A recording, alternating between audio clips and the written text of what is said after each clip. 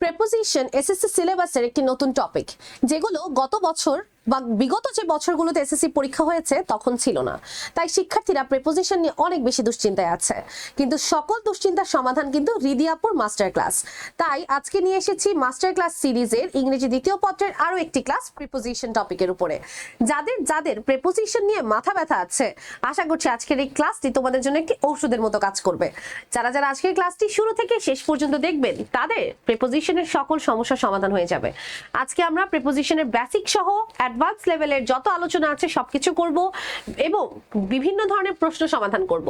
যদিও বিগত বছরের বোর্ড পরীক্ষায় কোনো প্রশ্ন এখান থেকে আসেনি, তাও আমরা বেশ কিছু গুরুত্বপূর্ণ প্রশ্ন তোমাদের জন্য সাজিয়েছি এবং বেশ কিছু গুরুত্বপূর্ণ রুলস নিয়ে কিন্তু আজকের ক্লাসের আলোচনা।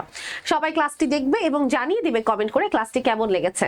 আর ক্লাসটি যদি ভালো লাগে অবশ্যই ক্লাসটি বন্ধুদের মাঝে শেয়ার করতে ভুলবে না। আইটিএস একাডেমির পক্ষ থেকে এই মাস্টার ক্লাস সিরিজের পরবর্তী ক্লাসটি আমরা শুরু করতে যাচ্ছি। আজকের আলোচনায় থাকছে প্রেপোজিশন। প্রেপোজিশনের বিভিন্ন রুলস জানার আগে আমাদেরকে আগে জানতে হবে আসলে প্রেপোজিশন জিনিসটা কি, এটা কাজ করে কিভাবে, আগে আমাদের এটা জানতে হবে। আচ্ছা,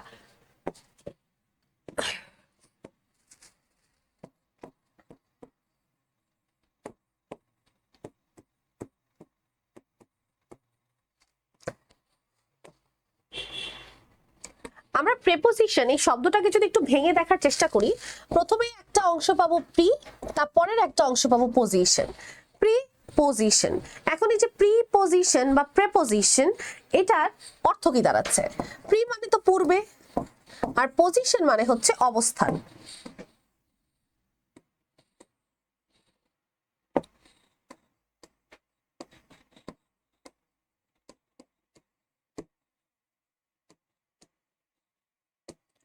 অর্থাৎ পূর্বে অবস্থান। এখন কে কার পূর্বে অবস্থান করবে বা কি কাজ করবে সেটা আগে আমাদেরকে বুঝতে হবে। প্রিপোজিশনের কাজ মেইনলি হচ্ছে নাউন অথবা প্রোনাউনের সাথে অন্য শব্দের সংযোগে স্থাপন করা। নাউন অথবা প্রোনাউনের সাথে অন্য শব্দের সংযোগে স্থাপন করা।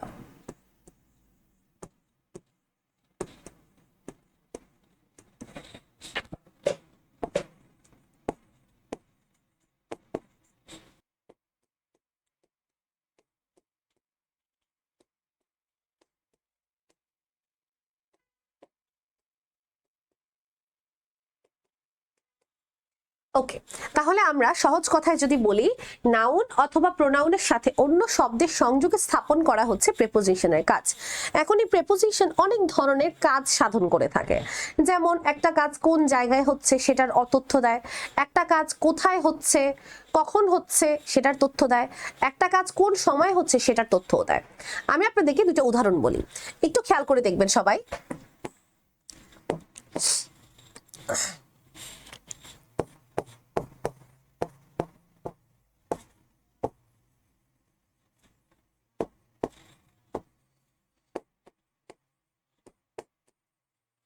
আমি একটা সেন্টেন্স বললাম he is playing in the field, আরেকটা সেন্টেন্স বলছি হি লিভস ইন লন্ডন।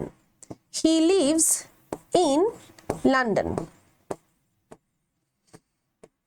আরেকটা সেন্টেন্স বলছি he will come after lunch. He will come after lunch. আচ্ছা, এখন এই সেন্টেন্সগুলো একটু খেয়াল করবেন সবাই। এই প্রত্যেকটা সেন্টেন্সে আমাদের একটা করে প্রিপোজিশন আছে। ইন একটা প্রিপোজিশন, এখানে ইন আর একটা প্রিপোজিশন, এখানে আফটার একটা প্রিপোজিশন। তাহলে আমরা এখানে তিনটা প্রিপোজিশন পাচ্ছি। এখন এই প্রিপোজিশন গুলো কি করছে এটা একটু খেয়াল করি। দেখেন, হি is playing in the field. আমি যদি প্রশ্ন করি সে কোথায় খেলছে, ফিল্ডে খেলছে, মাঠে খেলছে। এখন তাহলে দেখেন তো প্রিপোজিশন কি কাজটা করলো, প্রিপোজিশন কাজটা কি করলো এটা একটু দেখেন। এই যে ফিল্ড নাউন, আর এই যে দা ফিল্ড এটা তো নাউন ফ্রেজ। এই ফিল্ড নাউন অথবা এই দা ফিল্ড নাউন ফ্রেজের সাথে এই ভার্বের একটা সংযোগ স্থাপন করলো, রাইট? সে কোথায় খেলছে, মাঠে খেলছে, কে সংযোগ করলো? ইন। তাহলে যে নাউন অথবা প্রোনাউনের সাথে অন্য শব্দের সংযোগ ঘটায় সেই প্রিপোজিশন। আরেকটা এক্সাম্পল দেখি স্যার, দেখেন সে কোথায় থাকে, লন্ডনে থাকে। লন্ডন একটা জায়গার নাম, এটা একটা নাউন। এটা কি ভার্ব, প্রশ্ন করি যদি কোথায় থাকে, লন্ডনে থাকে, তাহলে ভার্বকে কোয়েশ্চেন করছি। আচ্ছা, এবং সেটা একটা স্থানের নাম বলছে, একটা অবস্থান নির্দেশ করছে। তাহলে এই যে আমি লন্ডন মানে নাউনের সাথে ভার্বের সংযোগ স্থাপন করলাম, সেটা কে করলো? প্রিপোজিশন। তাহলে প্রিপোজিশনের কাজ কি? নাউন অথবা প্রোনাউনের সাথে অন্য শব্দের সংযোগ ঘটানো। আবার দেখেন, he will come after lunch, সে লাঞ্চের পরে আসবে। দেখেন লাঞ্চ শব্দটা একটা নাউন, কাম হচ্ছে ভার্ব, সে কখন আসবে? লাঞ্চের পরে আসবে। সময় নির্দেশ করছে এই প্রিপোজিশন। তাহলে প্রিপোজিশন তো অবস্থান নির্দেশ করে, প্রিপোজিশন সময় নির্দেশ করে, কোথায় হচ্ছে নির্দেশ করে, কখন হচ্ছে নির্দেশ করে, এগুলো হচ্ছে প্রিপোজিশনের কাজ। এবং দেখেন এটা কিন্তু নাউনের পূর্বে বসেছে, এই জন্য এটা প্রি, পূর্বে অবস্থান, নাউনের পূর্বে অবস্থান করছে। প্রি পজিশন পূর্বের অবস্থানে আছে এবং নাউনের সাথে অন্য আরেকটা শব্দের সংযোগ স্থাপন করছে। আমি যদি বলতাম হি উইল কাম আফটার, তাহলে তো আমি অর্থ বুঝতাম না, কিসের পরে আসবে, তাই নাউন লাগবে এখানে। তাহলে নাউনের সাথে অন্য শব্দের সংযোগ স্থাপন করবে এবং নাউন অথবা প্রোনাউনের পূর্বে বসবে, সেটাকে আমরা বলবো হচ্ছে প্রিপোজিশন। আজকের পর থেকে আশা করি আমরা প্রিপোজিশনটা শুধু মুখস্থই করব না যে প্রিপোজিশন হচ্ছে in, on, and, on, at, এগুলা না। প্রিপোজিশন কি? প্রিপোজিশন হচ্ছে সেই সকল শব্দ যেগুলো একটা বাক্যের মধ্যে নাউন বা প্রোনাউনের সাথে অন্য সকল শব্দের সংযোগ ঘটাতে সাহায্য করে, অবস্থান, ম্যানার, প্লেস, টাইম এগুলো নির্দেশ করে। আশা করি আমরা সবাই একটা বেসিক আইডিয়া পেয়েছি হোয়াট ইজ প্রিপোজিশন। আসেন এখন আমরা নিয়মে যাব। আমাদের আসলে নিয়মগুলো যেগুলো পড়বো এগুলো তো গুরুত্বপূর্ণ আছেই, কিন্তু আপনাদের জন্য সবচেয়ে বেশি গুরুত্বপূর্ণ হচ্ছে অ্যাপ্রোপ্রিয়েট প্রিপোজিশন। দুঃখিত, আমাদের জন্য সবচেয়ে ইম্পর্টেন্ট হচ্ছে অ্যাপ্রোপ্রিয়েট প্রিপোজিশন, এবং সেই অ্যাপ্রোপ্রিয়েট প্রিপোজিশন গুলো আমরা কিন্তু এই ক্লাসের শেষে খুঁজে পাবো। আমি আপনাদের বলে দিব কোন অ্যাপ্রোপ্রিয়েট প্রিপোজিশন গুলো আপনারা পড়বেন। সো ক্লাসটাতে কিন্তু শেষ পর্যন্ত দেখতে হবে। ওকে, আমরা একটু দেখি ইন। প্রথম একদম যে প্রিপোজিশনটা আমরা দেখতে পাচ্ছি, প্রথম প্রিপোজিশন, সেটা হচ্ছে ইন এর ব্যবহার। দেখেন একটা প্রিপোজিশন অনেক জায়গায় অনেক ভাবে বসতে পারে, নানা কারণে ইন হইতে পারে, কিন্তু কি কারণে হবে সেই প্রত্যেকটা কারণ আমরা জানবো। আমরা প্রিপোজিশন ওয়াইজ একটা একটা করে আলাদা আলাদা করে পড়বো। দেখেন প্রথমত ইনের সবচেয়ে ইম্পর্টেন্ট আর প্রথম ব্যবহার মাস, সাল, ঋতু, দশক, শতক, সপ্তাহ ইত্যাদির পূর্বে ইন বসে। এক কথায় লং পিরিয়ড অফ টাইম, একটা দীর্ঘ সময় বুঝালে সেখানে আমরা ইন দিচ্ছি। কি কি সবাই আমার সাথে বাসায় রিপিট করবেন? মাস, সাল, ঋতু, দশক, শতক, সপ্তাহ। মাস, সাল, ঋতু, দশক, শতক, সপ্তাহ যদি থাকে তাহলে আমরা সেটার পূর্বে ইন ইউজ করব। দেখেন একটা এক্সাম্পলে, ফেব্রুয়ারি, এই ফেব্রুয়ারি এটা একটা মাস, এটার পূর্বে কি দিব? ইন। মার্চ এইটাও একটা মাস, এখানের পূর্বেও আমরা ইন দিব। ডিসেম্বর এটাও একটা মান্থ, এটার পূর্বেও ইন দিব। 1971 এটা একটা সাল, এটার পূর্বেও ইন দিব। স্প্রিং বসন্তকাল, এটা একটা ঋতু, ইন দিব। 19th সেঞ্চুরি এটা একটা শতককে নির্দেশ করছে। কত শতক? 19 শতক, ইন দা 19th সেঞ্চুরি। অথবা আ উইকের পূর্বেও আমরা ইন দিব, কারণ এটা একটা সপ্তাহ নির্দেশ করছে। In a week, in 2 weeks, in 5 weeks, যেভাবে আপনারা বলেন। পরের রুলে যাই, স্ট্রিট এর পূর্বে ইন বসে। আচ্ছা, স্ট্রিট বলতে যে কোনো স্ট্রিটের নামও হতে পারে, যে কোনো স্ট্রিটের নাম হতে পারে। যেমন আমি যদি আপনাকে একটা এক্সাম্পল লিখে বলি, হি স্টেজ, আচ্ছা স্টে না বলে আমি বললাম হি ইজ স্ট্যান্ডিং, সে দাঁড়িয়ে আছে, কোন একটা রাস্তার নাম, স্ট্যান্ডিং ড্যাশ রাকিন স্ট্রিট। মনে করেন রাকিন স্ট্রিটে দাঁড়িয়ে আছে, ঠিক আছে, রাকিন স্ট্রিট। এখন এই যে সে রাকিন স্ট্রিটে দাঁড়িয়ে আছে, এটা তো একটা স্ট্রিটের নাম, রাইট, অর্থাৎ একটা রাস্তার নাম। তাহলে এই স্ট্রিট বা রাস্তার পূর্বে আমরা কি দিব? এটার পূর্বে আমরা ইন ইউজ করব। তাহলে আমাদের এখানে অ্যান্সারটা হবে কি? In the Rakin street, he is standing in the Rakin street. অর্থাৎ স্ট্রিট বা যে কোনো স্ট্রিটের নামের পূর্বে আমরা ইন ইউজ করব। In the Wall Street, in the street, এখানে আমরা বারবার ইন আসছে। ওকে, তারপরে আসি আমরা। আচ্ছা, এখন আমাদের দিনের মধ্যে তো অনেকগুলো ভাগ আছে, সকাল, দুপুর, বিকাল, সন্ধ্যা, রাত, নানা ভাগ আছে। তার মধ্যে থেকে এখানে আমাদের তিনটা মনে রাখতে হবে, সকাল, সন্ধ্যা আর বিকেল। অর্থাৎ morning, evening and afternoon, morning, evening and afternoon, এগুলোর পূর্বেও আমরা ইন ইউজ করব। যেমন in the morning, in the evening, in the afternoon. আমরা এটার পরেও কি ইউজ করব? এটার পূর্বেও কি ইউজ করব? ইন ইউজ করব। তারপরে দেখি দেশ, বড় শহর, পঠিত বিষয়। পঠিত বিষয় বলতে আপনি কোনো একটা বিষয় পড়ছেন, সাপোজ আপনি ইংরেজি নিয়ে পড়ছেন, তাহলে I am studying in English, তখন আপনাকে ইন বলতে হবে। ভেতরে অবস্থান করা বুঝাতে, অর্থাৎ কোনো কিছুর ভেতরে যদি জায়গা থাকে, সেটার ভেতরে যদি কিছু অবস্থান করে তবে সেটাও ইন হয়। এদের পূর্বে ইন বসে। যেমন আপনি প্রথমেই দেখেন, এটা একটা শহর লন্ডন, সে লন্ডনে থাকে, বড় শহর। একটা দেশের নাম ইন বাংলাদেশ, সে বাংলাদেশে থাকে। অথবা দেখেন পঠিত বিষয়, in mathematics, he is at home in mathematics. আচ্ছা, অ্যাট হোম মানে কি? এটা কিন্তু খুবই গুরুত্বপূর্ণ। হি is at home in mathematics মানে কি সে ম্যাথমেটিক্সের বাসায় আছে? না, অ্যাট হোম মানে হচ্ছে দক্ষ বুঝাচ্ছে। অ্যাট হোম মানে হচ্ছে দক্ষ বুঝাচ্ছে। He is at home in mathematics, সে কোন বিষয়ে দক্ষ? ম্যাথমেটিক্স বিষয়ে দক্ষ। He stayed in a room, দেখেন একটা রুমের ভেতরে, এটা কি জানেন? কোনো কিছুর ভেতরে অবস্থান করা বুঝালে। সাপোজ এটা একটা বক্স, বক্সের ভেতরে একটা বিড়াল আছে, তাহলে কি বলবো? The cat is in the box. ঠিক একইভাবে রুমের ভেতরে জায়গা আছে, তো রুমের ভেতরে কিছু আছে, তখন ইন আসবে। তাহলে কোনো কিছুর ভেতরে স্থান, জায়গা যদি থাকে, সেখানে যদি কিছু অবস্থান করে, সেটার ক্ষেত্রে আমরা ইন বলবো। তাহলে দেখেন তো আমাদের ইনের ব্যবহার আমরা কয়টা দেখলাম? 4টা। কয়টা? 4টা। আমরা রিপিট করছি, রিক্যাপ করছি। ইনের 4টা ব্যবহার কি কি? মাস, সাল, ঋতু, শতক, দশকের পূর্বে ইন বসে। যে কোনো রাস্তার নামের পূর্বে ইন বসে, স্ট্রিটের নামের পূর্বে ইন বসে। তারপরে আমরা দেখতে পাচ্ছি কোনো দেশ, বড় শহর, পঠিত বিষয়, কোনো কিছুর ভেতরে অবস্থান করা বুঝাতেও ইন বসে। এবং এর আগেও আমরা দেখেছি আরেকটা, যে মর্নিং, ইভিনিং, আফটারনুন, এই 3টা দিনের যে ভাগ আছে, এগুলোর পূর্বেও ইন বসে। তাহলে আমরা টোটাল 4টা নিয়ম পেলাম যেটার পূর্বে ইন বসে। সবাই আমরা একবার রিক্যাপ করে ফেলি ক্লাসটি দেখতে দেখতে, আশা করছি ক্লিয়ার হয়ে যাবে। এরপরে আসছে অনের ব্যবহার। দেখেন অন বসে কোথায়? তারিখ, দিনের পূর্বে অন বসে।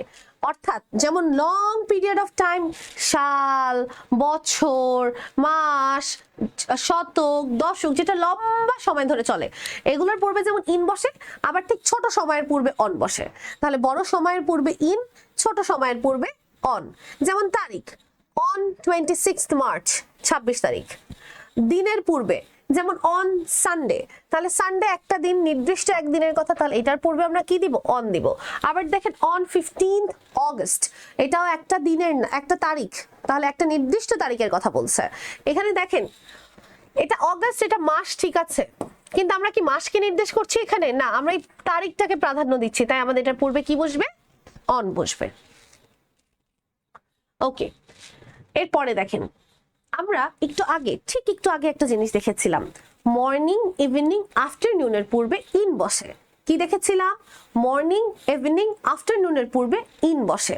এখন দেখেন ওইটার সাথে সিমিলার একটা rule, morning, evening, afternoon, day, নাইটের পূর্বে অ্যাডজেক্টিভ বা সুনির্দিষ্ট করে বোঝায় এমন শব্দ থাকলে এদের পূর্বে অন বসে।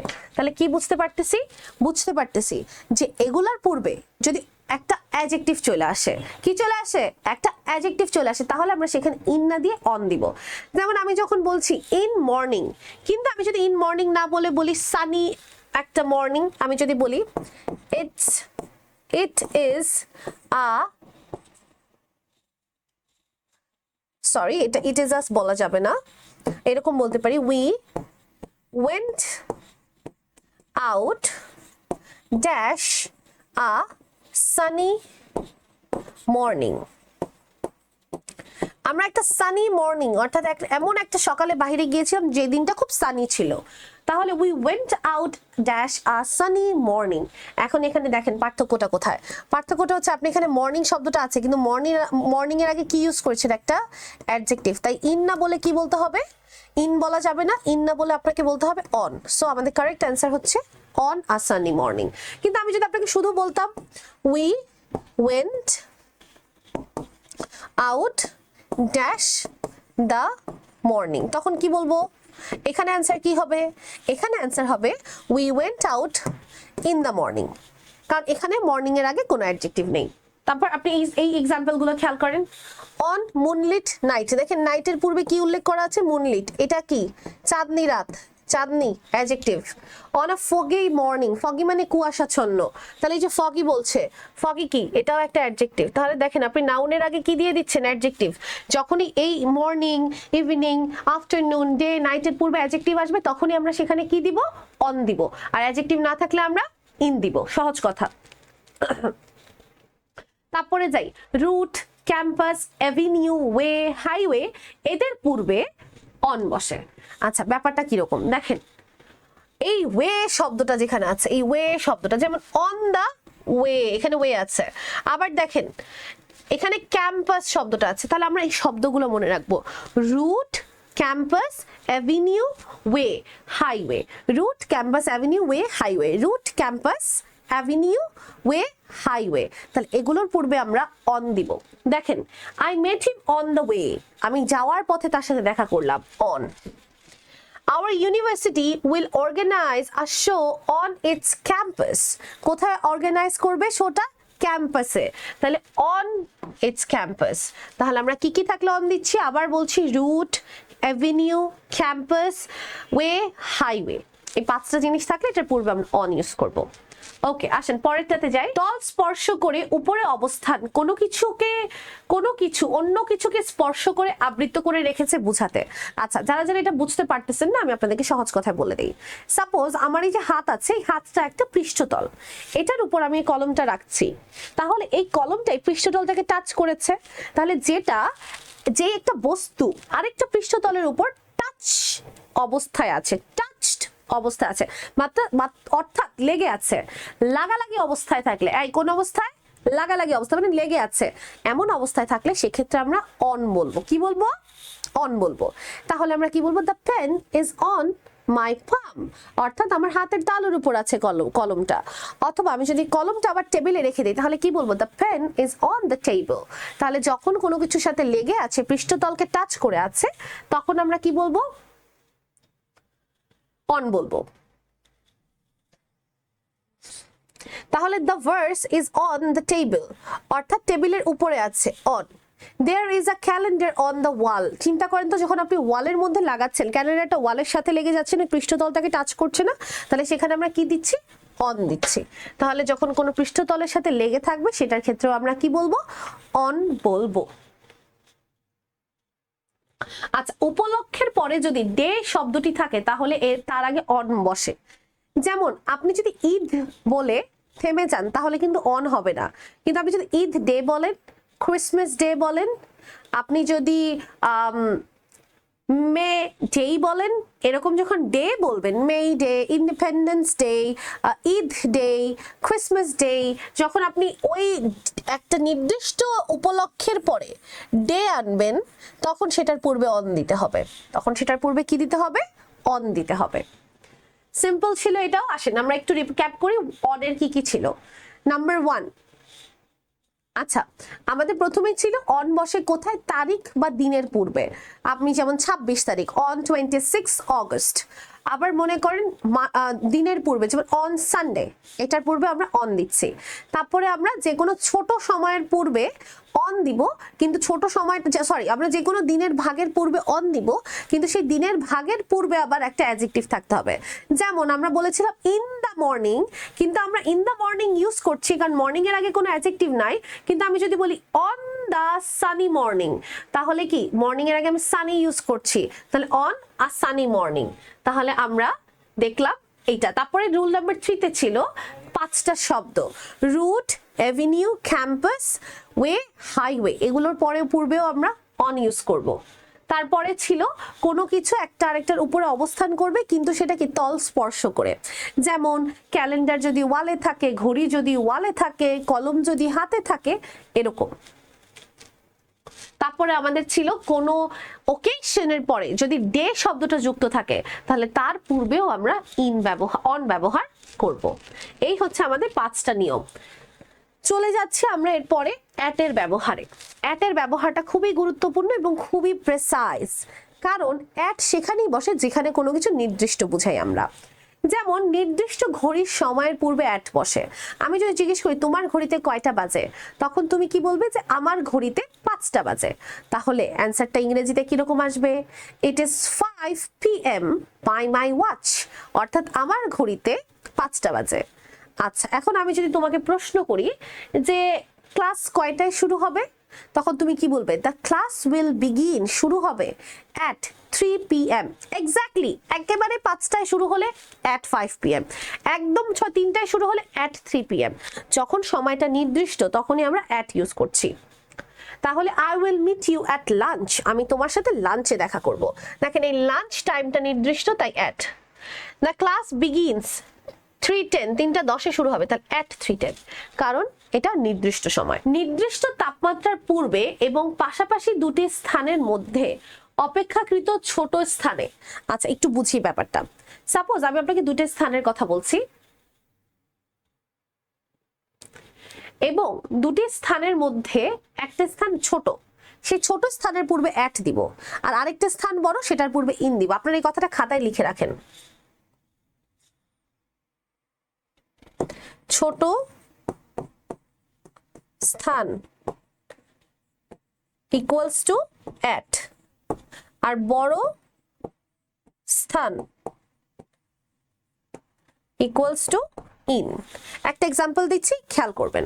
আমি যদি বলি আই লিভ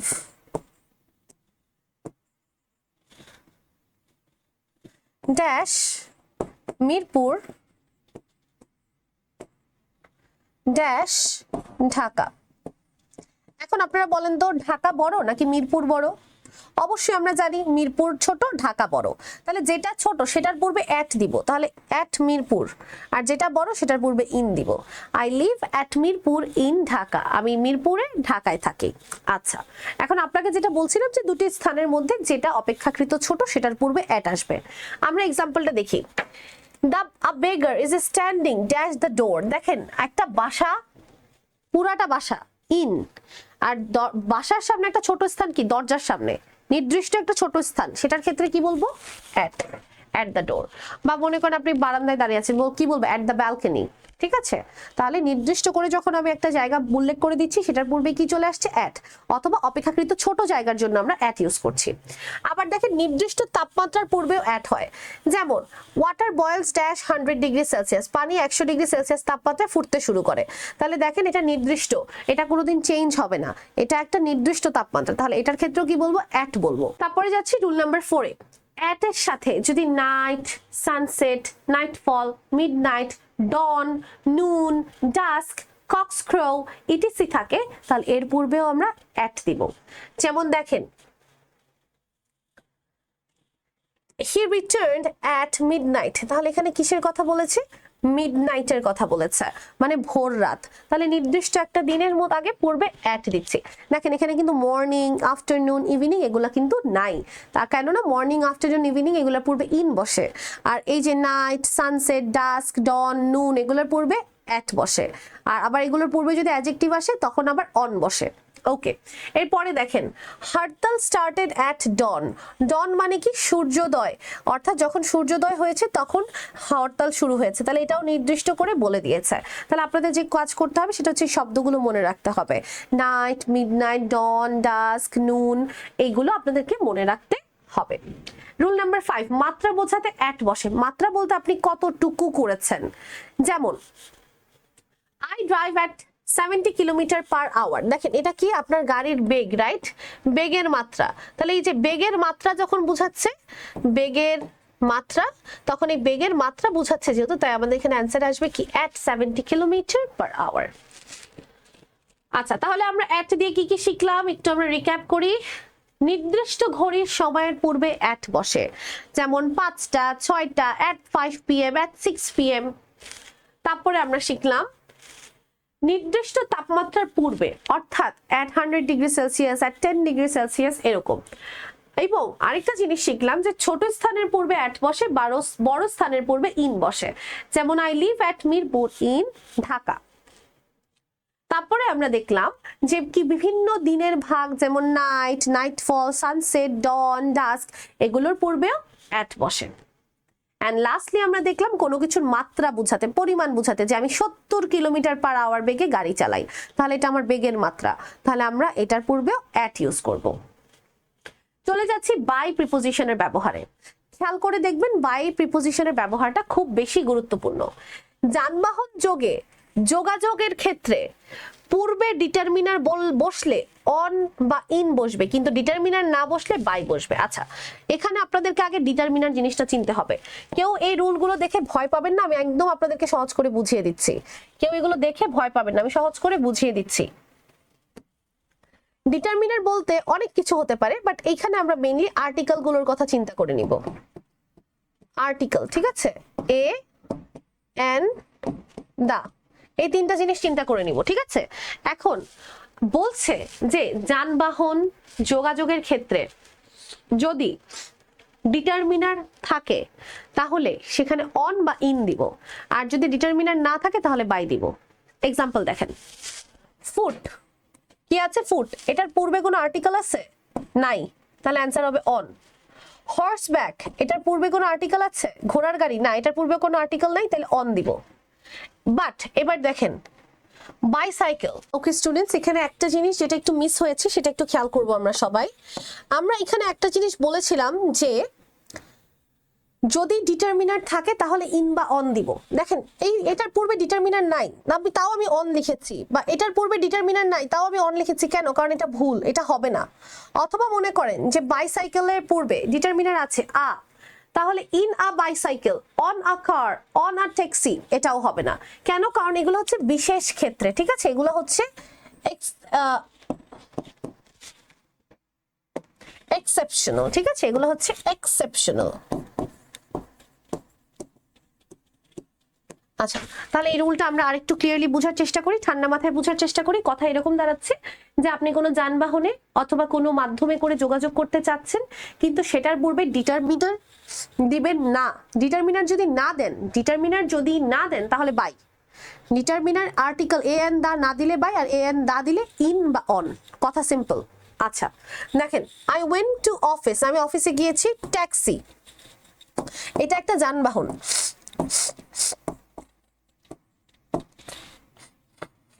যানবাহনের পূর্বে আমি আর্টিকেল দিয়েছি, তাহলে আমি তো বলেছি যে যানবাহনের পূর্বে যদি আর্টিকেল আসে তাহলে ইন অথবা অন, ইন আ ট্যাক্সি বা অন আ ট্যাক্সি।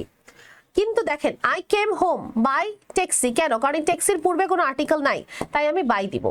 আবার দেখেন they cross the Padma dash on a small speed boat. দেখেন স্পিড বোট এটা একটা যানবাহন, এটার পূর্বে আর্টিকেল আছে, আর আর্টিকেল যদি থাকে তাহলে ইন অথবা অন হবে।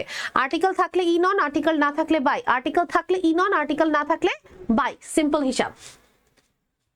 ওকে, এরপরে দেখি বাইয়ের ব্যবহার নাম্বার 2। প্যাসিভ ভয়েসে কাজ সম্পাদনের এজেন্টের পূর্বে বাই বসে, কিন্তু যে বস্তু দ্বারা কাজ সম্পাদন হয় তার পূর্বে উইথ বসে। আচ্ছা, এখানে দুইটা জিনিস আছে, একটা হচ্ছে প্যাসিভ সেন্টেন্স, দুইটাই প্যাসিভ সেন্টেন্সের ক্ষেত্রে। দুঃখিত, আমার ঠান্ডা লেগেছে। এই কাজ সম্পাদনের জন্য এজেন্ট মানে কি? যে কাজটা করতেছে, the person who is doing the work, তাকে আমরা এজেন্ট বলতেছি। ব্যাপারটা একটু বোঝার চেষ্টা করেন। A fly was killed by him. একটা ফ্লাই মানে একটা মাছি মারা গেছে, কার দ্বারা? তার দ্বারা। তাহলে এই কাজটা কারো দ্বারা হইছে না, তাইলে কি হবে? এখানে বাই হবে। A fly was killed by him. আচ্ছা, কিন্তু এর পরে দেখেন পরের সেন্টেন্সটাতে, the man was stabbed by a lunatic with a knife. আচ্ছা, তাহলে একজন মানুষকে কি করেছে? ছুরিকাঘাত করেছে। বাই আ লুনাটিক অর্থাৎ একজন ব্যক্তির দ্বারা, উইথ আ নাইফ কি দিয়ে? ছুরি দিয়ে। আচ্ছা, তাহলে এখানে আপনি ব্যাপারটা বোঝার চেষ্টা করেন। যখন এই কাজটা কি করতেছে? একজনের দ্বারা হচ্ছে। এই দুইটাই কি এজেন্ট না? এই দুইটাই কি এজেন্ট না? কারণ এই দুজনই কি করতেছে? কাজ করতেছে।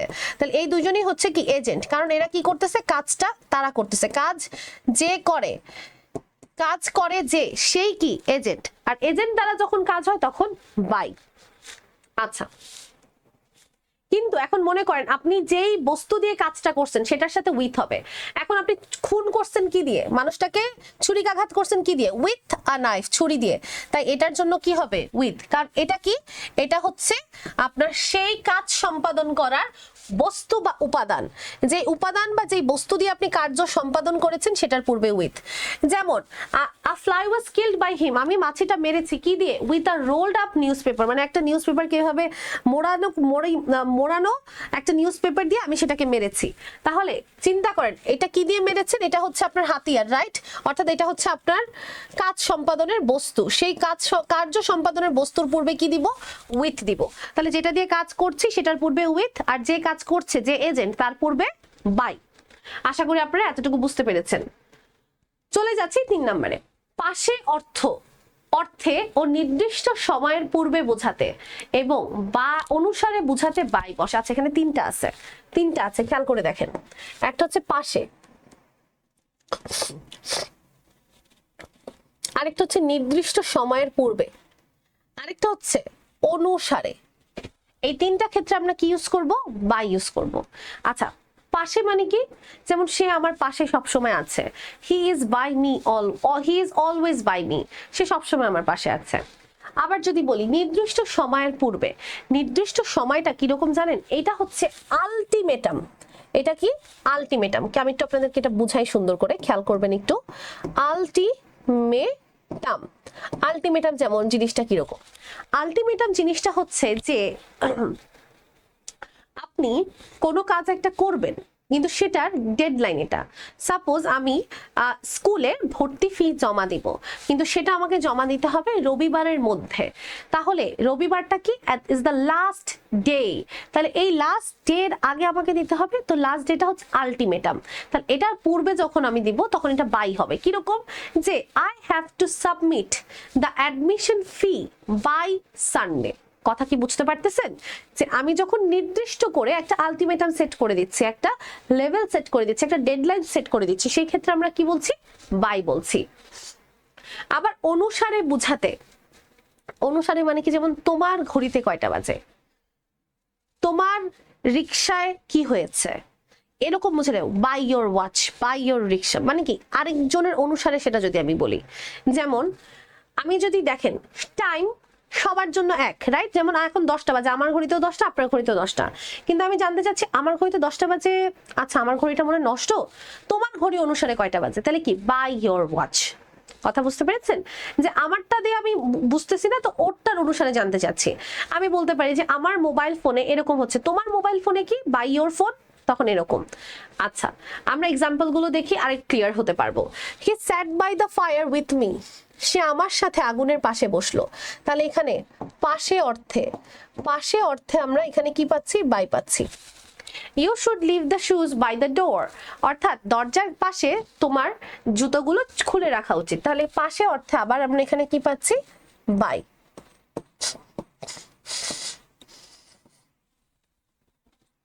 What is the time by your watch, তোমার ঘড়িতে কয়টা বাজে? তাহলে এই যে বাই, এটা কি? অনুসারে বোঝাচ্ছে যে তোমার ঘড়ি অনুসারে কয়টা বাজে।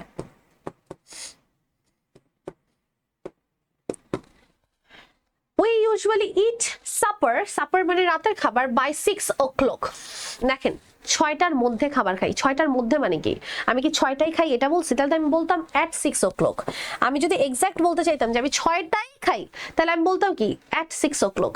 কিন্তু আমি বলছি কি? by 6 o'clock মানে কি? 6টার মধ্যে খাই, মানে 6টাও খেতে পারি, 5টাও খেতে পারি, 4টাও খেতে পারি, মানে 6টার পরে হয় না, 6টার আগে আমি যে কোনো সময় খাই। 4টা 5টা 6টা যে কোনো সময়, কিন্তু 6টার পরে আমি খাই না, 7টায় খাই না, 6টার মধ্যে খাই। তাহলে এরকম যখন মধ্যে বা এই ডেডলাইন বা আলটিমেটামের মধ্যে বলবেন তখন কি? এখানে বাই হবে। তাহলে নির্দিষ্ট সময়ের পূর্বে আমরা কি দিচ্ছি? বাই ব্যবহার করছি। তাহলে আমরা বাইয়ের এই পর্যন্ত যে ব্যবহারগুলো দেখলাম, আশা করি এতটুকু বুঝতে পেরেছি। তাহলে আমরা বাইয়ের ব্যবহারগুলো একটু রিক্যাপ করি। একটা হচ্ছে যানবাহনের ক্ষেত্রে, কিন্তু যানবাহনের পূর্বে কোনো আর্টিকেল বসতে পারবে না, তখন আমরা বাই দিব। প্যাসিভ ভয়েসের ক্ষেত্রে যে কাজটা করবে সেই কাজের পূর্বে আমরা বাই দিব, সেই অবজেক্টের পূর্বে আমরা বাই দিব। তারপরে 3 নাম্বার পাশে বুঝালে, তারপরে নির্দিষ্ট সময় বুঝালে, কোনো আলটিমেটামের টাইম বুঝালে, এবং নাম্বার আমরা 4, এখানে আমরা 3 নম্বরে আরেকটা দেখেছি, সেটা হচ্ছে অনুসারে বুঝালে, যেমন by your watch, by your TV, by your mobile phone, এরকম। আচ্ছা, এরপরে আছে আমাদের ফরের ব্যবহারটা যদি আমরা একটু খেয়াল করি। পিরিয়ড অফ টাইম, সময়কাল, অর্থাৎ ধরে বা যাবত বুঝালে ফর বসে। আচ্ছা এই ব্যাপারটা আমি আপনাদের আরো সিম্পলি বুঝাই। আচ্ছা মেইনলি কনফিউশন কাজ করে কিসের মধ্যে জানেন? ফর আর সিন্স এর মধ্যে। আমি আপনাদেরকে একটু দেখাই, এই যে সিন্স আর ফর এর মধ্যে কনফিউশন কাজ করে। আমরা আগে এই কনফিউশনটা দূর করি। সবাই খাতায় বড় বড় করে একটা জিনিস লিখবেন, সেটা হচ্ছে ফর ইকুয়ালস টু অনির্দিষ্ট আর since equals to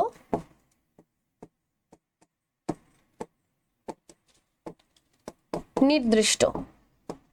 for equals to অনির্দিষ্ট, সিন্স ইকুয়ালস টু নির্দিষ্ট। কিন্তু আপু এগুলা কি বললা? কিছুই বুঝি নাই। আচ্ছা একটু ধৈর্য ধরেন, আমি বুঝাচ্ছি।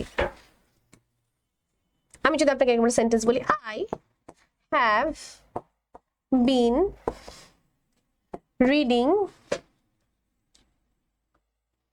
Dash 2 hours। আবার বললাম I have been reading dash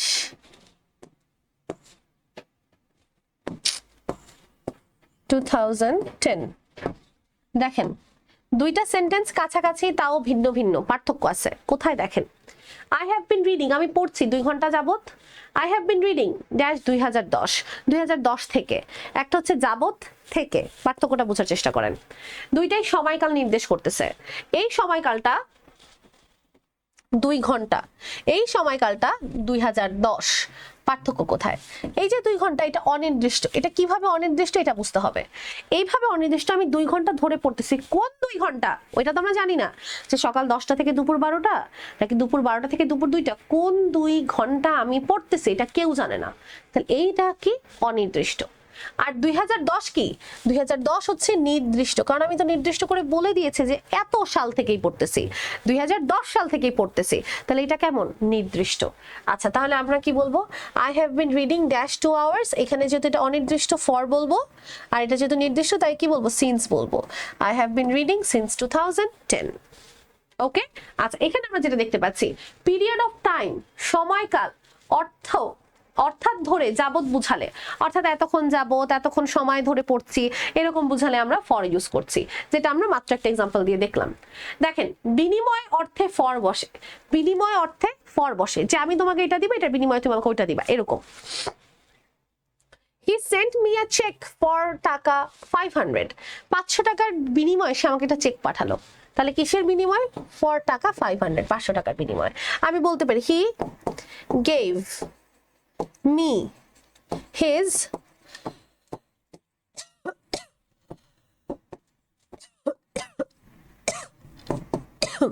দুঃখিত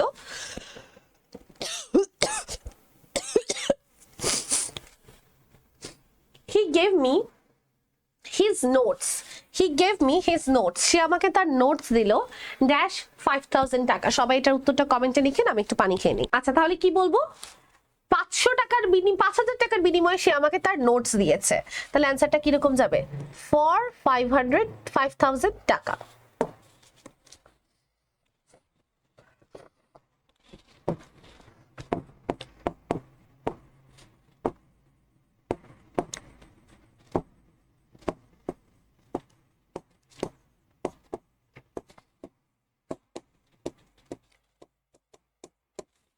আচ্ছা আসেন আমরা সামনে আগাই। সামনে রুল নাম্বার 3, সময়ের ব্যাপ্তি বোঝাতে ফর বলে, যেটার উদাহরণ আমি আপনাকে একদম প্রথমেই দিয়ে ফেলেছি। He has been reading for an hour. দেখেন এই যে অ্যান আওয়ার, এটা একটা সময়ের ব্যাপ্তি, কিন্তু এই সময়ের ব্যাপ্তিটা কিরকম? অনির্দিষ্ট। সে 1 ঘন্টা ধরে পড়ছে। এখন সে যদি বলে 1 ঘন্টা ধরে পড়ছে, আমি তো বুঝবো না কোন 1 ঘন্টা। সকালে 1 ঘন্টা পড়লো, দুপুরে 1 ঘন্টা পড়লো, আমি 1 ঘন্টা জিনিসটা ক্লিয়ারলি আইডিয়া পাবো না, তাই এটা অনির্দিষ্ট। এটার জন্য আমরা এখানে পূর্বে ফর দিব। আচ্ছা তাহলে আমরা ফরের যে 3টা ব্যবহার দেখলাম, একটা হচ্ছে পিরিয়ড অফ টাইম, সময়কাল বুঝালে, অনির্দিষ্ট সময়ের পূর্বে নাম্বার 2, আর নাম্বার 3 কোনো কিছুর বিনিময়ে বোঝালে আমরা ফর ইউজ করব। এখন আসি আমরা সিন্সে। Point of time, start of time, অর্থাৎ হতে বা থেকে বুঝাতে সিন্স বসে। আচ্ছা যারা এই কথাটা বুঝতে পারছেন না সেটা একটু খেয়াল করেন, যে কোন সময় থেকে শুরু করেছি, যেই সময় থেকে শুরু, শুরুর কাল বা আরম্ভর কাল, শুরুর সময় বা শুরুর কাল থেকে, শুরুর সময় বা শুরুর কাল থেকে বুঝাচ্ছে। সো এখানে আমরা কি দিব? সিন্স দিব, অর্থাৎ কবে থেকে হয়েছে। যেমন I have been waiting since 5 o'clock, আমি 5টা থেকে অপেক্ষা করছি। তাহলে এখানে আমাদেরকে এই যে 5টা থেকে এটা নির্দিষ্ট এবং এটা কি শুরুর কালটাকে নির্দেশ করছে যে কখন থেকে সে অপেক্ষা করা শুরু করেছে। তাই আমরা এটার পূর্বে কি ইউজ করছি, সিন্স ইউজ করছি, ঠিক আছে, শুরুর কাল। এখন আমি আপনাদেরকে একটা প্রশ্ন করছি, এটার উত্তর কমেন্ট বক্সে জানান। সেটা হচ্ছে I have been waiting dash 5 hour, আমি 5 ঘন্টা ধরে অপেক্ষা করছি। এখন এটার অ্যান্সার কি হবে সবাই কমেন্ট করে জানিয়ে দেন। ওকে, তারপরে সিন্সের আরেকটা ব্যবহার, নির্দিষ্ট সময়ের পূর্বে সিন্স বসে। যেমন it has been raining since Monday morning last week, সকাল, সন্ধ্যা, সোমবার, গত সপ্তাহ, এগুলো সব নির্দিষ্ট, আমি বুঝতে পারছি যে কোন সময়টা বলছে, তাই সিন্স। আর যদি বলতো 5 ঘন্টা ধরে বৃষ্টি পড়ছে, 5 দিন ধরে বৃষ্টি পড়ছে, অনির্দিষ্ট, তখন আমরা বলতাম ফর। চলে যাচ্ছি পরের নিয়মে। আচ্ছা, পরের নিয়মে যাওয়ার আগে তাহলে আমরা সিন্সটার আরেকবার রিক্যাপ করে নিই। সিন্সের মাত্র 2টা ব্যবহার, আসলে একটা ব্যবহার বললেও হয় যে নির্দিষ্ট সময়ের পূর্বে, সেটা নির্দিষ্ট সময় 5টা থেকে, নির্দিষ্ট দিন সোমবার থেকে, নির্দিষ্ট সপ্তাহ গত সপ্তাহ থেকে, যাই বুঝাবে যদি নির্দিষ্ট করে বুঝিয়ে দেয় তাহলেই আমরা সিন্স দিব, আর সেটাই যদি আবার অনির্দিষ্ট করে বুঝিয়ে দেয় সেটার জন্য ফর দিব। তাহলে সিন্স আর ফরের পার্থক্য আশা করি আমরা ক্লিয়ার হতে পেরেছি। আসেন এখন অ্যামং আর বিটুইনের মধ্যে পার্থক্য দেখি। ছোটবেলা থেকে আমরা অ্যামং আর বিটুইন পড়ে আসতেছি। অ্যামং আর বিটুইনের মাঝে মেইন যে পার্থক্য সেটা হইতেছে বিটুইন দুইটা জিনিসের মাঝে বোঝালে বসে। কয়টা জিনিসের মাঝে? 2টা। আর অ্যামং বসে 2-এর অধিক জিনিসের মাঝে বুঝালে। 2-এর অধিক জিনিসের মাঝে বুঝালে আমরা কি ইউজ করব? অ্যামাং ইউজ করব। দেখেন এখানে প্রথমেই বলছে সাধারণত 2-এর অধিক ব্যক্তি বা বস্তুর ক্ষেত্রে, অ্যামং এর ক্ষেত্রে ওই ব্যক্তি বা বস্তুর পূর্বে নাম্বার বা সংখ্যা উল্লেখ থাকবে না। আচ্ছা দেখেন একটু বোঝার চেষ্টা করি, 2 বা 2-এর অধিক যদি থাকে তাহলে অ্যামং বসবে, এবং অ্যামং এর ক্ষেত্রে কখনো সেই সংখ্যাটা বসে না, যে 5 অ্যামং বা 6 অ্যামং এরকম হয় না, অ্যামং বসে শুধু। দেখেন he divided his possessions dash his children, দেখেন সে তার সন্তানদের মাঝে, দেখেন চিলড্রেন, এখন আপনি কেমনে বুঝবেন এটা 2-এর বেশি তার চিলড্রেন? কিভাবে বুঝবেন জানেন? কারণ চিলড্রেন তো প্লুরাল, চিলড্রেন কি প্লুরাল, তাহলে কি অবশ্যই তার 1-এর বেশি আছে। 1-এর বেশি আছে কি 2 বা 2-এর অধিক, রাইট? আর যদি একটা থাকতো তাহলে তো সে চাইল্ড বলতো, তাহলে তার ভাগ করার কোনো প্রশ্নই ওঠে না। তাইলে তার 2 বা 2-এর অধিক আছে, তখনই সে কি বলতেছে? অ্যামং বলতেছে। হি ডিভাইডেড হিজ পজেশনস, মানে তার যত সম্পত্তি আছে ভাগ করলো তার সন্তানদের মাঝে, তাহলে অ্যামং হিজ চিলড্রেন। আবার দেখেন বিটুইনের ব্যবহার, সাধারণত 2 ব্যক্তি বা বস্তুর ক্ষেত্রে আমরা বিটুইন ইউজ করি। 2 বা এর অধিক কোনো ব্যক্তির বস্তুর ক্ষেত্রে বিটুইন বসে যদি ব্যক্তি বা বস্তুর মধ্যে সমঝোতা বা চুক্তি বোঝায়। আচ্ছা আমরা এই রুলটা একটু পরে আসি, আমরা এখানে একটা জিনিস একটু খেয়াল করি, একটা এক্সাম্পল দেখি প্লিজ, একটা এক্সাম্পল খেয়াল করি। He divided the bread dash Jhantu and Montu. আর যদি বলি he divided the bread dash the students, দেখেন 2টা সেন্টেন্সের মধ্যে কি একই রকম, বাট এখানে কাদের মাঝে ভাগ করলো এটা পার্থক্য হয়েছে। এখানে হচ্ছে ঝন্টু আর মন্টু, এখানে হইতেছে স্টুডেন্টস। তাহলে পার্থক্যটা আসলে কোথায়? পার্থক্যটা হচ্ছে যে প্রথমে যখন বলতেছি যে রুটিটা ভাগ করলো সেটা কার মাঝে? ঝন্টু আর মন্টু 2 জনের মাঝে। আর যখন বলতেছি রুটিটা ভাগ করলো স্টুডেন্টদের মাঝে, তাহলে কি স্টুডেন্টস মানে কি 2-এর অধিক অনেকগুলা তাদের মাঝে। তাহলে যখন ঝন্টু আর মন্টু 2 জন, তাহলে তখন কি লিখবো? বিটুইন। আর যখন অনেকগুলো স্টুডেন্টস তখন কি লিখবো? অ্যামাং। এটাই হচ্ছে কারেক্ট অ্যান্সার। ওকে, আশা করি আপনারা বুঝতে পেরেছেন। আসেন তারপরে দেখি। আচ্ছা 2-এর অধিক বুঝালেও বিটুইন হইতে পারে, এটা ব্যতিক্রম। 2-এর অধিক বুঝালেও বিটুইন হতে পারে, কিন্তু সেটার পূর্বে একটা শর্ত আছে। সেই শর্তটা হচ্ছে পূর্বে কোনো সংখ্যা উল্লেখ থাকতে হবে, কোনো সংখ্যা উল্লেখ থাকতে হবে, অথবা কোনো সমঝোতা যদি বুঝায়। আচ্ছা সংখ্যা উল্লেখ কেমন? যে দেখেন হি divided the money between the 2 children. এখন কিন্তু শুধু চিলড্রেন বলে নাই, 2 বলছে। একটু খেয়াল করবেন স্যার, একটু খেয়াল করবেন পার্থক্য কোথায়। প্রথমে এরকম একটা সেন্টেন্স বলেছিলাম, হি divided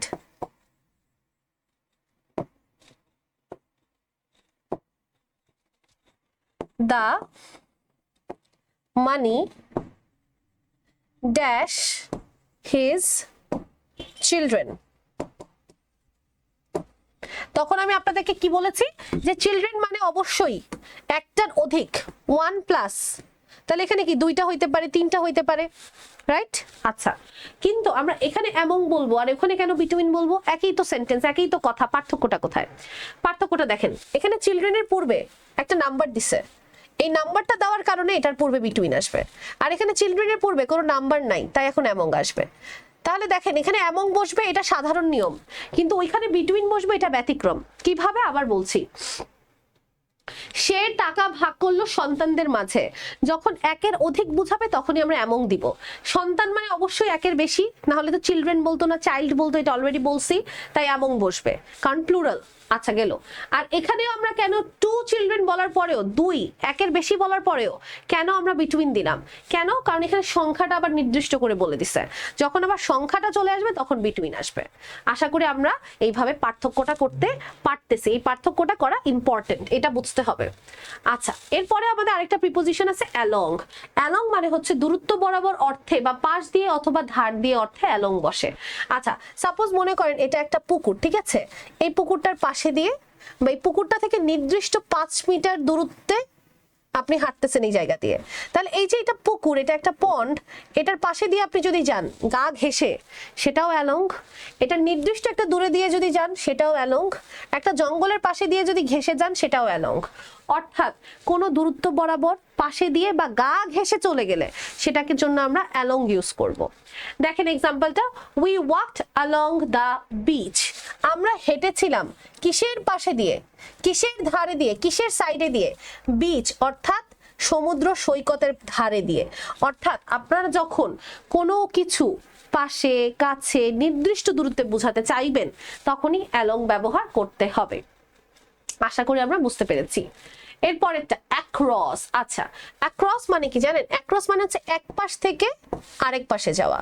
সেটা রাস্তার এক পাশ থেকে আরেক পাশ হতে পারে, ব্রিজের এক পাশ থেকে আরেক পাশ হতে পারে, নদীর এক পাশ থেকে আরেক পাশ হতে পারে, যে কোনো কিছুর এক পাশ থেকে আরেক পাশে বুঝালেই অ্যাক্রস। যেমন I came across the Padma, আমি পদ্মার এক পাশ থেকে আরেক পাশে আসলাম। অথবা I came across the bridge, আমি ব্রিজের এক পাশ থেকে আরেক পাশে আসলাম। I came across the road, আমি রাস্তার এক পাশ থেকে আরেক পাশে আসলাম। তাহলে কোনো কিছুর এক পাশ থেকে আরেক পাশ বললে across. Goods are smuggled across the border. Goods মানে পণ্য, স্মাগল করা হয়, স্মাগলিং করা হয় কোথায়? বর্ডারের এপার থেকে ওপারে, তাহলে অ্যাক্রস। তাহলে আড়াআড়ি ভাবে গমন করা অথবা এক পাশ দিয়ে আরেক পাশে যাওয়াকেই আমরা কি বলছি? অ্যাক্রস বলছি। ওকে, পরে অ্যাক্রসের আরো ব্যবহার আছে, রাস্তা, পুকুর বা নদীর ওপারে বোঝাতেও আমরা অ্যাক্রস ইউজ করি। There is a coffee shop across the street. আচ্ছা, across the street মানে কি? এখানে দেখেন এটা পার্থক্য আছে। আমি এই পাশ থেকে ওই পাশে যাচ্ছি, এটা অ্যাক্রস মানলাম। বা একটা পণ্য এই পাশ থেকে ওই পাশে যাচ্ছে, এটাও অ্যাক্রস মানলাম। কিন্তু এটা কি? এটা বলতেছে যে রাস্তার ওপারে, সাপোজ রাস্তার ওপারে একটা মার্কেট আছে, রাস্তার ওপারে একটা মার্কেট আছে, আমি এই পারে থাকি, ওপারে একটা মার্কেট আছে, তখন আমি কি বলবো? The market is across the road, অর্থাৎ রাস্তার ওপারে মার্কেট আছে। তাহলে এরকম অর্থ বুঝাইতে চাইলেও আমরা অ্যাক্রস ইউজ করব। There is a coffee shop across the street, অর্থাৎ রাস্তার ওপারে একটা কফি শপ আছে। তাহলে আমরা কি বুঝাতে চাচ্ছি? কোনো কিছু এই পারে নাই, ওই পারে আছে, তখন অ্যাক্রস বলছি। আবার আমি এই পাশ থেকে ওই পাশে যাচ্ছি, সেটাও অ্যাক্রস বলছি, যে I am going across the road, আমি রাস্তার এই পাশ থেকে ওই পাশে যাচ্ছি। ওকে,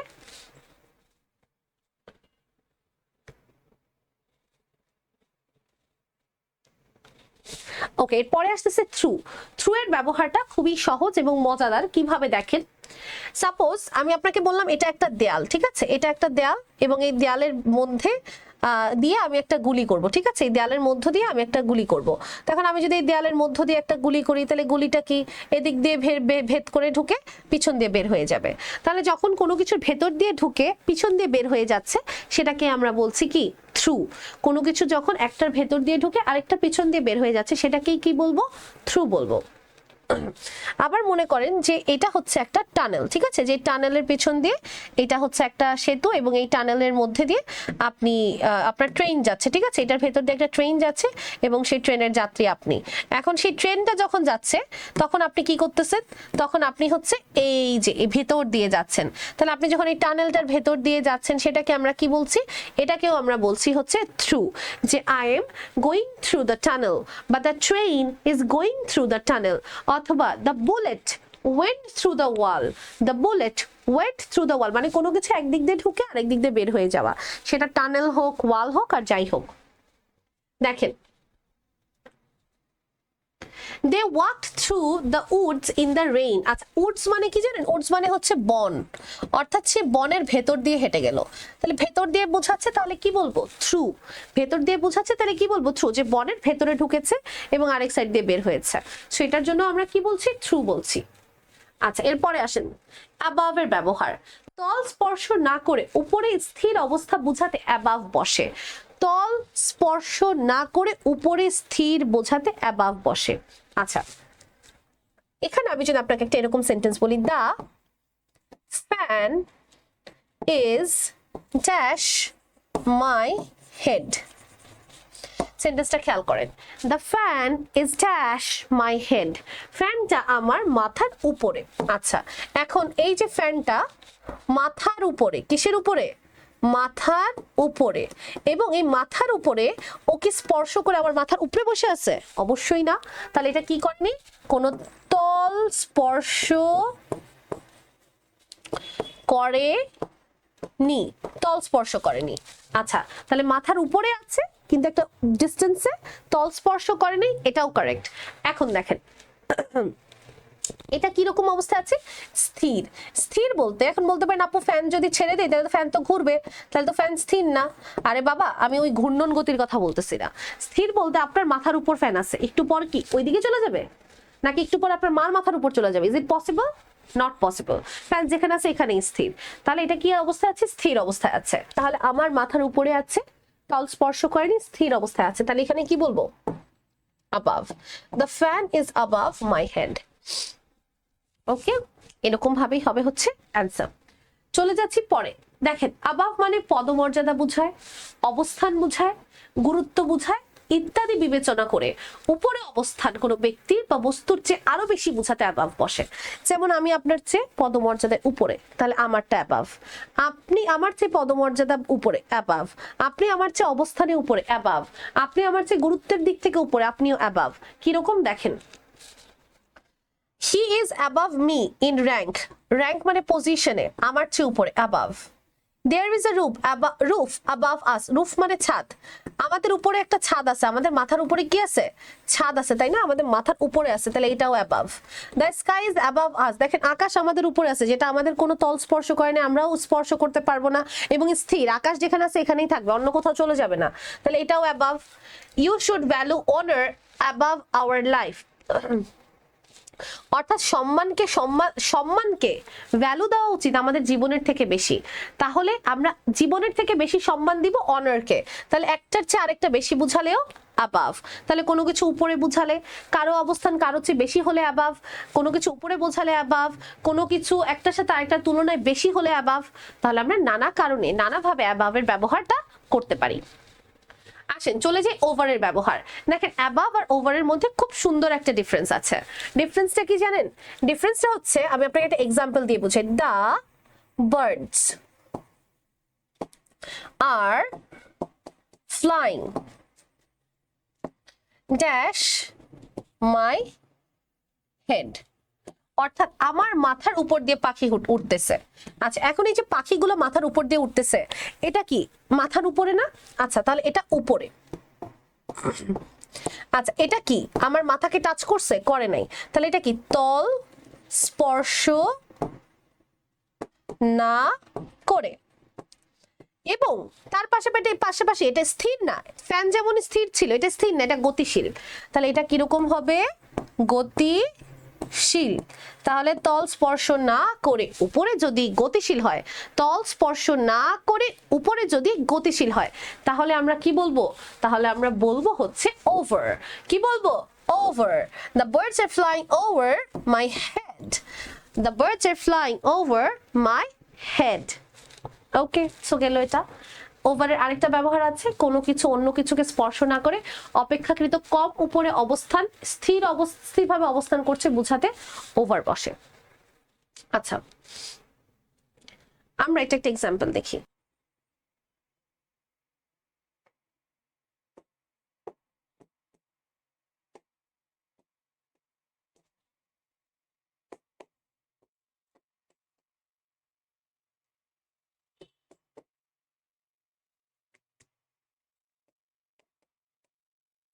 এই সেন্টেন্সটা খেয়াল করেন, the wall mat is dash the TV. দেখেন টিভির উপরে একটা ওয়ালমেট আছে, টিভির উপরে একটা ওয়ালমেট আছে, টিভিটা একটা নির্দিষ্ট অবস্থানে উপরে, টিভিটা একটা নির্দিষ্ট অবস্থানে উপরে আছে, টিভি একটা নির্দিষ্ট অবস্থানে উপরে আছে, সেটা থেকে অল্প একটু উপরে কি আছে, একটা ওয়ালমেট। ওয়ালমেটটা কেমন আছে, স্থির আছে, স্থির আছে। আবার কোথায় আছে, অপেক্ষাকৃত কম উপরে, মানে বেশি উপরে না, অল্প উপরে আছে। অপেক্ষাকৃত কম মানে কি, যেমন আকাশ, আকাশ অনেক উপরে না, আপনি ধরতে পারবেন, পারবেন না, কিন্তু টিভি ধরতে পারবেন, ওয়ালমেটটা ধরতে পারবেন, অপেক্ষাকৃত কম উপরে। আবার কোনো কিছুকে স্পর্শ না করে, যেমন এটা তো ওয়ালমেট টিভিকে স্পর্শ করতেছে না, করতেছে না, তাহলে আমরা কি বলবো, ওভার। ওকে, এই হচ্ছে আমাদের অ্যান্সার। এরপরে ওভারের আরো কিছু ব্যবহার দেখি। কোনো কিছু দুই পাশে কোনো প্রান্ত থাকবে না এমন কোনো কিছুকে স্পর্শ করে উপর দিয়ে গমন করলে ওভার বলে। আচ্ছা দেখেন, দুই পাশে কোনো প্রান্ত নাই মানে সাইড নাই, কোনো কিছুর সাইড নাই দুই পাশে, এরকম প্রান্ত থাকবে না এমন অন্য কোনো কিছুকে স্পর্শ করে গমন করলে। সাপোজ আপনি এমন একটা কিছুর ভেতর দিয়ে যাইতেছেন যেটার দুই পাশে কোনো সাইড নাই, কিনারা নাই, এটার ক্ষেত্রে আমরা ওভার বলবো। কিরকম হবে দেখেন একটু, the birds flew over the lake. দেখেন লেক, হ্রদ, হ্রদের এক পাশ থেকে আরেক পাশের কোনো ঠিকানা নাই, সেটার জন্য over. They drove over the bridge. ব্রিজের কি এক প্রান্ত থেকে আরেক প্রান্ত, এটা আমরা পার করে যাচ্ছি, এটাও over. Okay, the boy jumped over the puddle, এটাও over. The plane just went over the Pacific Ocean. দেখেন প্যাসিফিক ওশানের এক পাশ থেকে আরেক পাশে গেছে, এখন এটাকে আপনি বলতে পারবেন কোন পাশ থেকে কোন পাশে গেছে, এটা কিন্তু কেউ জানে না। তাহলে এরকম যখন আপনার এক প্রান্ত থেকে আরেক প্রান্তে যেটা নির্দিষ্ট নয় এমন কোনো কিছুর উপর দিয়ে কিছু যাচ্ছে, সেটাকেও আমরা ওভার বলছি। আচ্ছা, তাহলে দেখেন ওভারের আমরা অনেকগুলো ব্যবহার দেখলাম। এখানে আমাদের সবগুলো মনে না রাখলেও চলবে, আপনারা শুধু এটা মনে রাখার চেষ্টা করেন, এক নাম্বারটা এই রুলটা মনে রাখেন, বাকি দুইটা মনে না রাখলেও সমস্যা নাই, ওগুলো আপনাদের বেশি আসে না, এই রুলটা মনে রাখেন তাহলেই হবে। এটাতে স্টার মার্ক দিয়ে দিলাম, এই রুলটা একটু মনে রাখেন। তাহলে রুলটা কি দাঁড়াচ্ছে, তল স্পর্শ না করে উপরে গতিশীল অবস্থা বুঝাতে, তল স্পর্শ না করে উপরে গতিশীল অবস্থা বুঝাতে আমরা ওভার ইউজ করি। এরপরে আসেন ইনটুর ব্যবহার। ইনটুর ব্যবহার হচ্ছে যে কোনো কিছু গতিশীল, কিন্তু কোথায় গতিশীল, বাইরে থেকে ভিতরে গতিশীল। কিরকম, যেমন মনে করেন যে এটা একটা বাস, ঠিক আছে, এই বাসের এই যে দরজা, ঠিক আছে, এখন আপনি কি করবেন, বাসের ভিতরে উঠবেন। এখন আপনি যে বাসের ভিতরে উঠবেন, আপনি বাহিরে আছেন না, কোথায় আছেন, বাহিরে, কোথায় যাবেন, ভিতরে, তাহলে বাহিরে থেকে ভেতরে যাবেন, তাহলে কি আপনি গতিশীল আছেন, গতিশীল আছেন, আপনার গতি আছে, বাইরে থেকে ভেতরে যাবেন, তাহলে এই জন্য আমরা কি বলবো, ইনটু বলবো। কি বলবো, ইনটু বলবো। যেমন he jumped into the bus, সে বাসে দৌড়ে উঠলো বা বাসে লাফিয়ে উঠলো, বা he went into the bus, সে বাসের মধ্যে চলে গেল। তাহলে এরকম যখন আপনি অবস্থা চেঞ্জ করছেন, বাইরে থেকে ভিতরে প্রবেশ করছেন গতিশীল অবস্থায়, তখনই আমরা ইনটু আনছি। এরপরে দেখি, পরে বলছে অবস্থার পরিবর্তন বোঝাতে ইনটু বসে, এটাই আমি মাত্র বললাম, একই কথা আসছে বারবার। She got into the car and drove away. দেখেন গাড়িতে উঠলো, সে রাস্তায় ছিল, রাস্তা থেকে গাড়িতে উঠলো, into. He broke the glass into 100 pieces. আচ্ছা এটা দেখেন, এটা মেইনলি অবস্থার পরিবর্তন। যেমন গ্লাস একটা আস্ত গ্লাস ছিল, সেটার আমি 100 টুকরা করে ফেললাম, তাহলে আমি অবস্থা, যেটা একটা গ্লাস ছিল সেটা 100 টুকরা হয়ে গেছে, অবস্থা চেঞ্জ হয়ে গেছে না। সো এখানে আমরা কি বলবো, ইনটু বলবো। হি ব্রোক দ্য গ্লাস, সে গ্লাসটা ভেঙে ফেললো, ইনটু 100 পিসেস, 100টা টুকরা, 100টা খণ্ডে ভেঙে ফেললো। Water changes into vapour. দেখেন একটা কিছু থেকে আরেকটায় পরিবর্তন হওয়া, একটা জিনিস থেকে আরেকটায় পরিবর্তন হওয়াও কি ইনটু। যেমন পানি পরিবর্তন হয় বা পরিণত হয় কিসে, ভেপার, মানে বাষ্পে পরিণত হয়, বাষ্পে পরিণত হয়, into, water changes into vapour.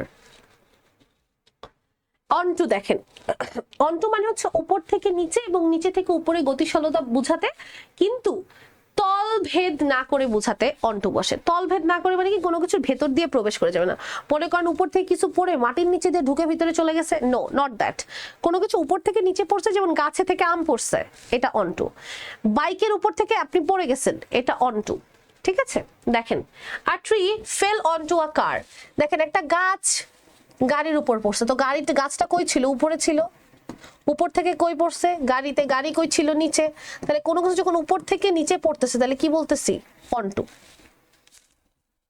আচ্ছা, এরপরে আছে বিসাইড। বিসাইড মানে পাশে বুঝাতে, এটা খুবই সহজ ব্যবহার, কোনো কঠিন কিছু না। হি স্যাট বিসাইড মি, সে আমার পাশে ছিল, সে আমার পাশে বসেছিল, শেষ। এরপরে দেখেন বিসাইডস, রাইট। বিসাইড আর বিসাইডস এর মধ্যে পার্থক্য, এটা স্টার মার্ক দেন এখানে। বিসাইড মানে পাশে, আর বিসাইডস মানে আরো, তাছাড়াও, আর কি আছে এরকম বোঝায়। যেমন উই নিড $200, আমাদের $200 দরকার। বিসাইডস দিস, এটা ছাড়াও, তাছাড়াও, টু পে ফর এভরিথিং, এটা ছাড়াও আরো লাগবে, কেন? পে ফর এভরিথিং, সবকিছুর জন্য টাকা দিতে। তাহলে অধিক, কন্তু, এছাড়াও অর্থে বোঝাতে আমরা বিসাইডস বলি।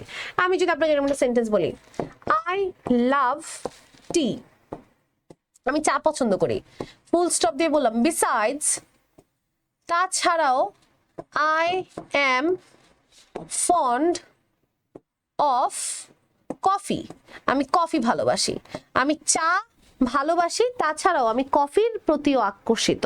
তাহলে কি বলছি? তাছাড়াও। তাহলে কি আসছে? বিসাইডস। ওকে, তাহলে বিসাইড মানে পাশে, বিসাইডস মানে তাছাড়াও। আচ্ছা, এবার দেখি উইদিন। উইদিন মানে হচ্ছে একটা পিরিয়ড অফ টাইমের ক্ষেত্রে উইদিন আসে, এবং উইদিন অর্থ হচ্ছে before the end of time, এই সময় শেষের আগে। Before the end of time মানে আমরা যেরকমটার ব্যবহার দেখেছিলাম বাইয়ের ক্ষেত্রে আলটিমেটামের মতো, ঠিক ওই রকমই হচ্ছে উইদিন। যেমন আমি আপনাদেরকে একটু আগে বলেছিলাম একটা example, you have to pay the school fees by Monday. তখন আপনি যদি বাই মানডে বলতে না চান, বলতে পারেন উইদিন মানডে। বাই মানেও কি? মধ্যে, উইদিন মানেও মধ্যে, একই রকম ব্যবহার, সেম। এক্সাম্পল দেখেন, finish the work within an hour, 1 ঘন্টার মধ্যে শেষ করো। আপনি চাইলে 1 ঘন্টার আগেও করতে পারবেন, সমস্যা নেই, কিন্তু 1 ঘন্টার পরে করতে পারবেন না। তাহলে কোনো কিছুর মধ্যে, এতটুকু পিরিয়ডের মধ্যে করতে বলছে, তাহলে উইদিন ইউজ করব। আচ্ছা আচ্ছা, আমরা এই বাইয়ের যে ব্যবহার, সময়ের ব্যবহার, এটা কিন্তু ইতিমধ্যে বুঝেছি যে নির্দিষ্ট সময়ের পূর্বে বুঝাতে পয়েন্ট অফ টাইমের ক্ষেত্রে বাই বসে। যেমন finish the work by 10 AM, মানে আপনাকে 10টা AM এর আগে শেষ করতে হবে, মানে কি 10টা ইজ ইওর লাস্ট টাইম, বা এটা হচ্ছে আপনার আলটিমেটাম। ঠিক আছে, লাস্ট টাইম বা আলটিমেটাম এরকম বুঝাচ্ছে, তাহলে আমরা কি ইউজ করব?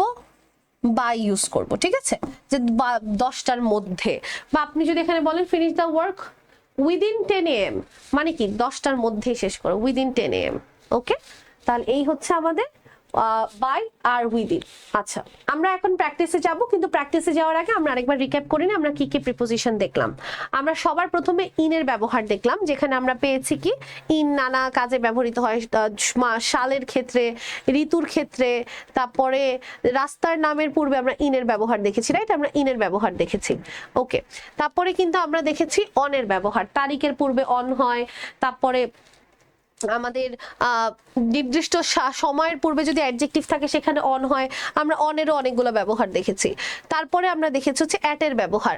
অ্যাটের ব্যবহারে আমরা পেয়েছি যে নির্দিষ্ট কোনো কিছু যদি থাকে, নির্দিষ্ট যখন বুঝাবে, সময় হোক, দিন হোক, মাস হোক, ঘন্টা হোক, তখনই আমরা অ্যাট দিয়ে দিব, তাহলে আমরা অ্যাটের ব্যবহার পেয়েছি। তারপরে আমরা পেয়েছি বাইয়ের ব্যবহার। বাই মানে কারো দ্বারা কাজ বুঝালে, বাই মানে পাশে বুঝালে, তখনই আমরা কি বুঝাচ্ছি? বাই ব্যবহার করছি। ফর আর সিন্সের মাঝে পার্থক্য দেখলাম। ফর মানে হচ্ছে নির্দিষ্ট সময়, অনির্দিষ্ট সময় যদি বুঝায় তাহলে ফর, যেমন 2 hours, 5 days এরকম। আর নির্দিষ্ট করে যদি বলে সকাল 10টা, যদি বলে মানডে 2010 এরকম বললে সিন্স ইউজ করব। তাহলে আমরা ফর আর সিন্সের পার্থক্য দেখেছি। তারপরে আসলো অ্যামং আর বিটুইনের মধ্যে পার্থক্য।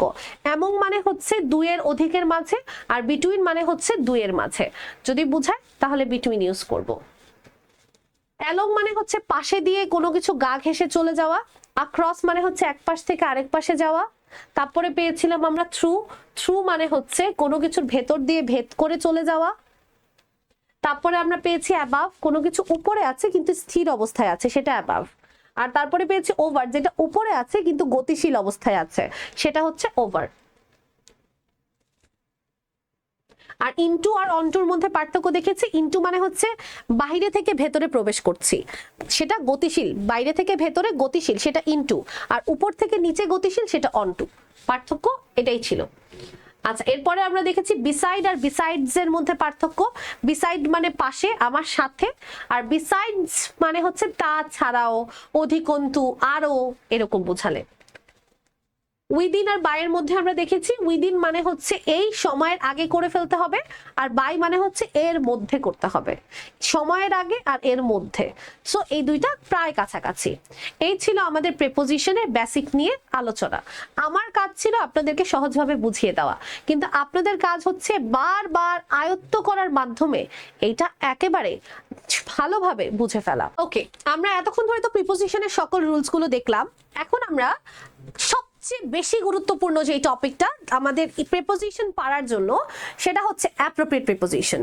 কিন্তু আমাদের বইয়ে তো আপু শত শত অ্যাপ্রোপ্রিয়েট প্রিপোজিশন আছে, কোনগুলো পড়বো সেই দুশ্চিন্তা দূর করব এই একটি ছকের মাধ্যমে। এখানে আমরা কিছু প্রিপোজিশনস রেখেছি, মাত্র এই কয়টা প্রিপোজিশন দেখলেই তোমাদের সমস্যা সমাধান হয়ে যাবে।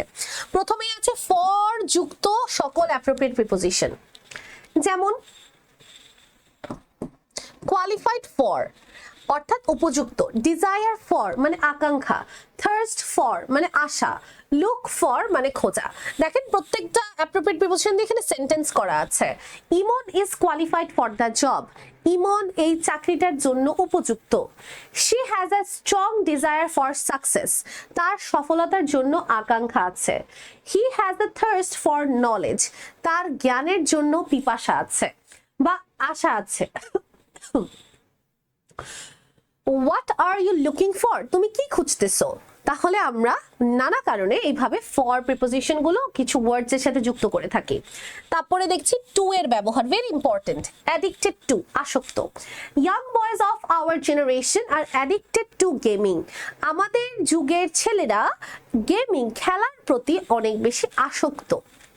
Number two, devoted to. Devoted to মানেও আসক্ত বা নিয়োজিত। She is devoted to her work, সে তার কাজের প্রতি আসক্ত। Accustomed to, অভ্যস্ত। I am not accustomed to waking up early, আমি সকালে ঘুম থেকে ওঠার ব্যাপারে অভ্যস্ত নয়। Used to, অভ্যস্ত। I was used to studying late at night, আমি গভীর রাতে পড়ার প্রতি বা রাতে বেলা পড়ার প্রতি অনেক বেশি অভ্যস্ত ছিলাম। Averse to, averse to মানে হচ্ছে অনিচ্ছুক। They are averse to changing the topic, তারা এই টপিকটা চেঞ্জ করতে অনিচ্ছুক। Harmful to, ক্ষতিকর। Too much sugar is harmful to health, too much sugar is harmful to health, অর্থাৎ অনেক বেশি চিনি আমাদের স্বাস্থ্যের জন্য ক্ষতিকর, harmful to।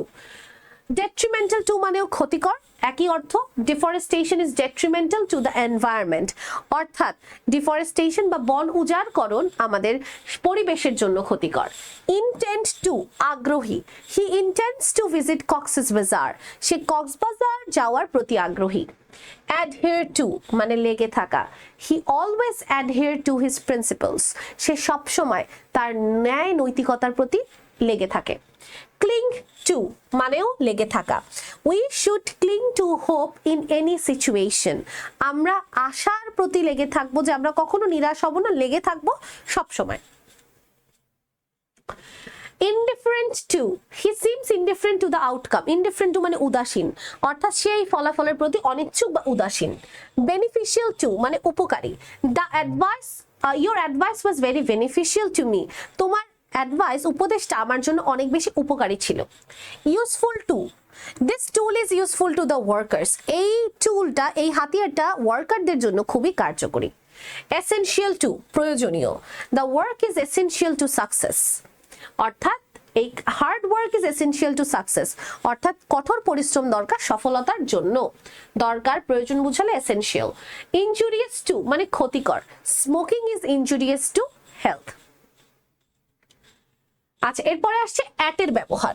দেখেন একটু খেয়াল করে, good at. Ananya is good at math, ভালো, দক্ষ। এক্সপার্ট অ্যাট মানেও দক্ষ, the girl is expert at drawing, মেয়েটা ড্রয়িং চিত্র অঙ্কনে এক্সপার্ট।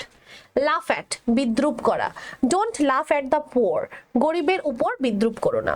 লুক অ্যাট মানে তাকানো, ডোন্ট লুক অ্যাট মি, আমার দিকে তাকিও না। তারপরে আছে অন এর ব্যবহার, ডিপেন্ড অন মানে নির্ভর করা, রিলাই অন মানেও নির্ভর করা।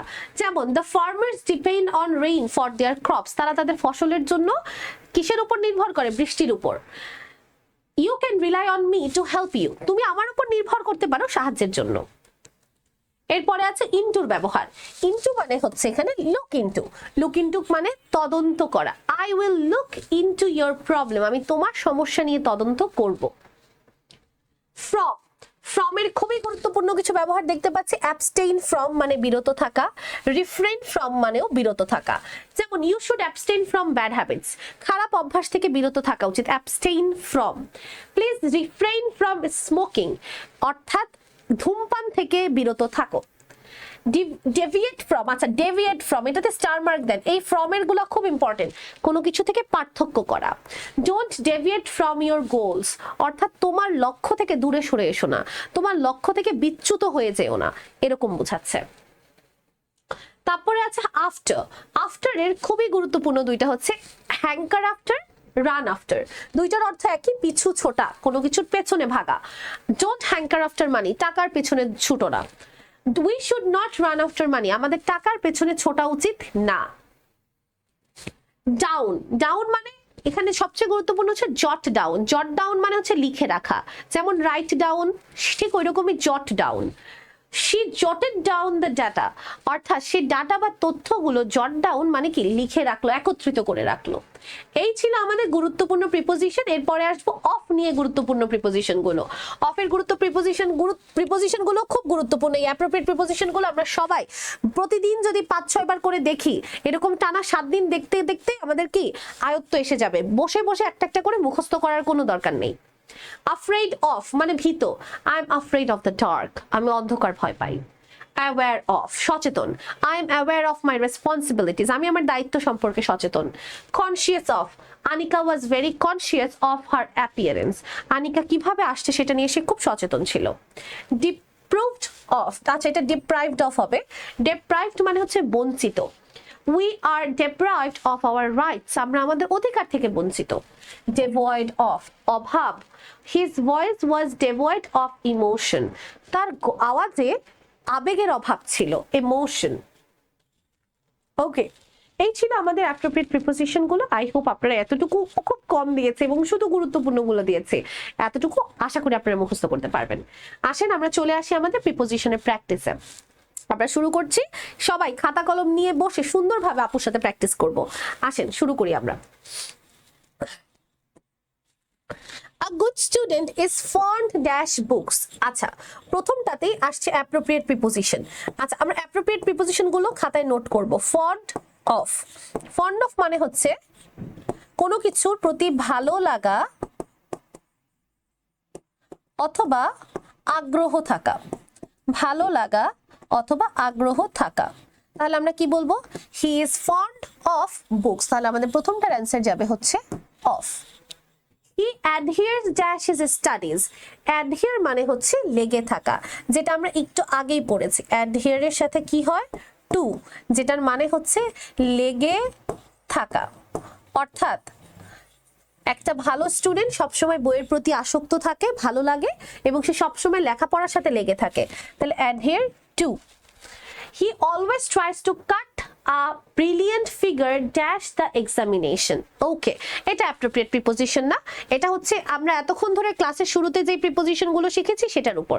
দেখেন সে পরীক্ষার মধ্যে ভালো করতে চায়, তাহলে পরীক্ষার মধ্যে ভালো করতে চায় মানে কি, পরীক্ষার মধ্যে ভালো করতে চায় মানে ইন দ্য এক্সামিনেশন, মধ্যে বলছে তাহলে ইন ইউজ করবো। আমরা বলেছিলাম না কোনো কিছুর মধ্য কোনো কিছুর ভেতরে বোঝালে আমরা ইন ইউজ করবো, সেই অ্যান্সারটা হবে ইন দ্য এক্সামিনেশন।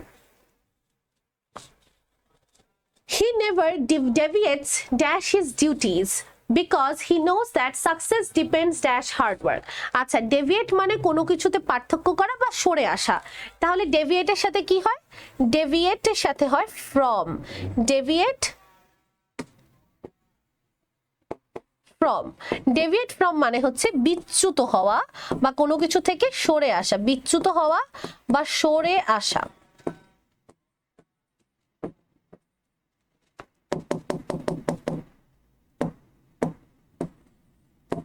আরো সহজ বাংলায় বললে দূরে থাকা।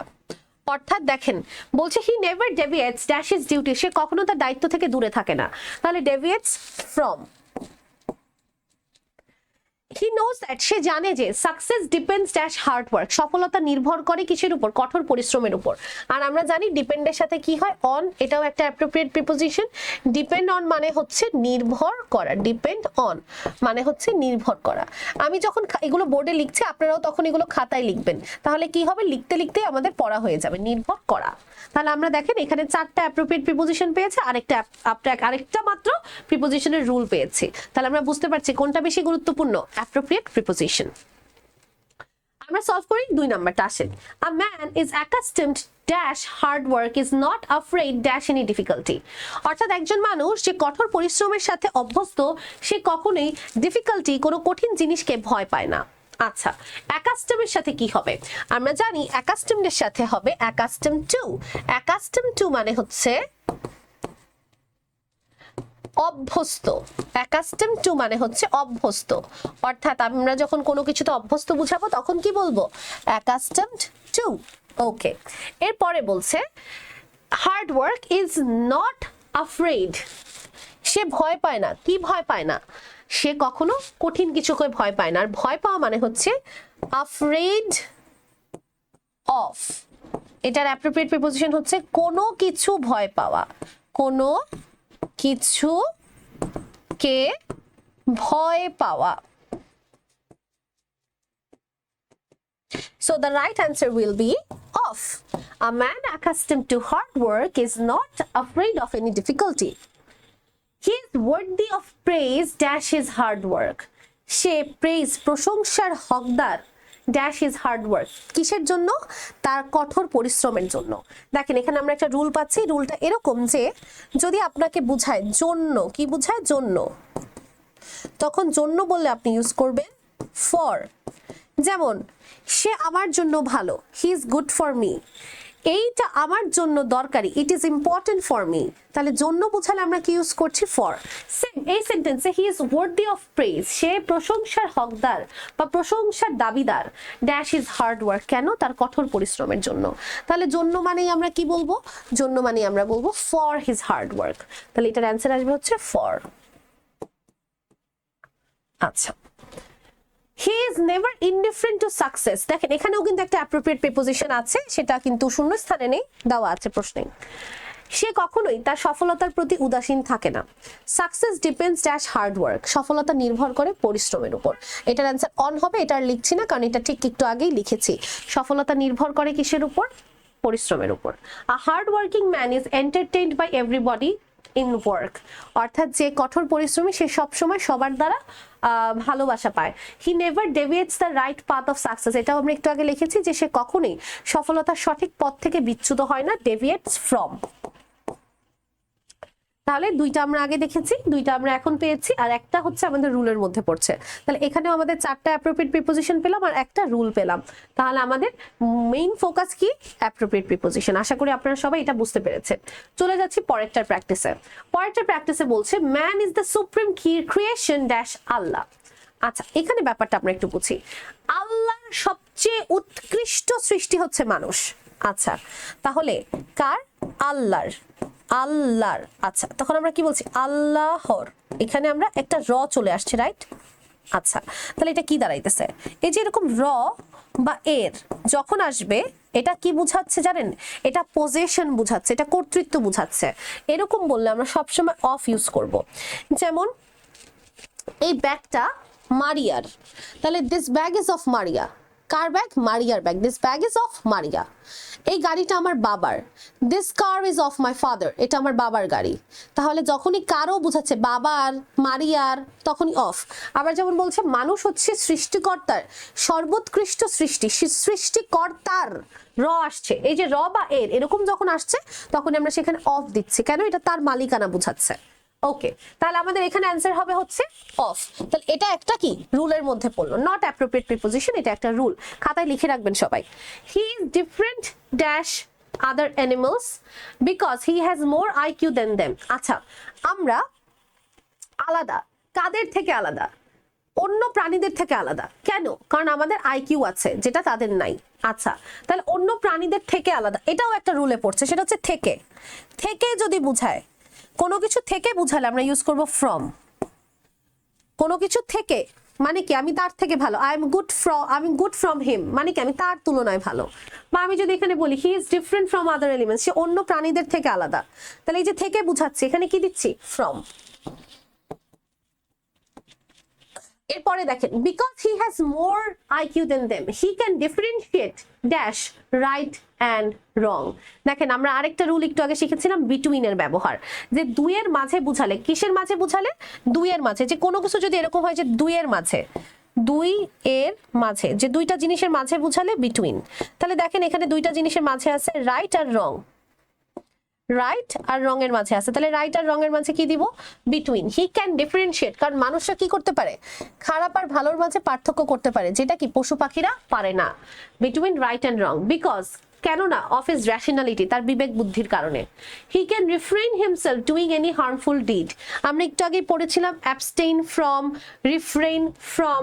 সবাই রিফ্রেইন ফ্রমটা খাতায় লিখে রাখবেন। রিফ্রেইন ফ্রম মানে বিরত থাকা। অ্যাপ্রোপ্রিয়েট প্রিপোজিশন, এটা একটু আগে পড়েছি, বিরত, রিফ্রেইন ফ্রম, বিরত থাকা। ওকে, তাহলে অ্যান্সার হবে ফ্রম। যে একজন মানুষ যার বিবেক আছে, বুদ্ধি আছে, সেটা পশু পাখির নাই, তাই আমরা কি করি? যে কোনো হার্মফুল ডিড, খারাপ কাজ থেকে নিজেদেরকে বিরত রাখি, দূরে রাখি। Refrain from. He can blame himself for his misdeed. সে সবাইকে ব্লেম করতে পারে, দায়ী করতে পারে, দোষারোপ করতে পারে ফর হিজ মিসডিড, তার খারাপ কাজের জন্য। বাট সামটাইমস, মাঝে মাঝে, হি অ্যাক্টস আউট অফ ইররেশনালিটি। কিন্তু মানুষ, আমরা স্বাভাবিক ভুল হবে, আমরা ইররেশনাল হয়ে যাই মাঝে মাঝে। And it brings ruin dash him, তার জন্য ধ্বংস নিয়ে আসে, রুইন টু হিম।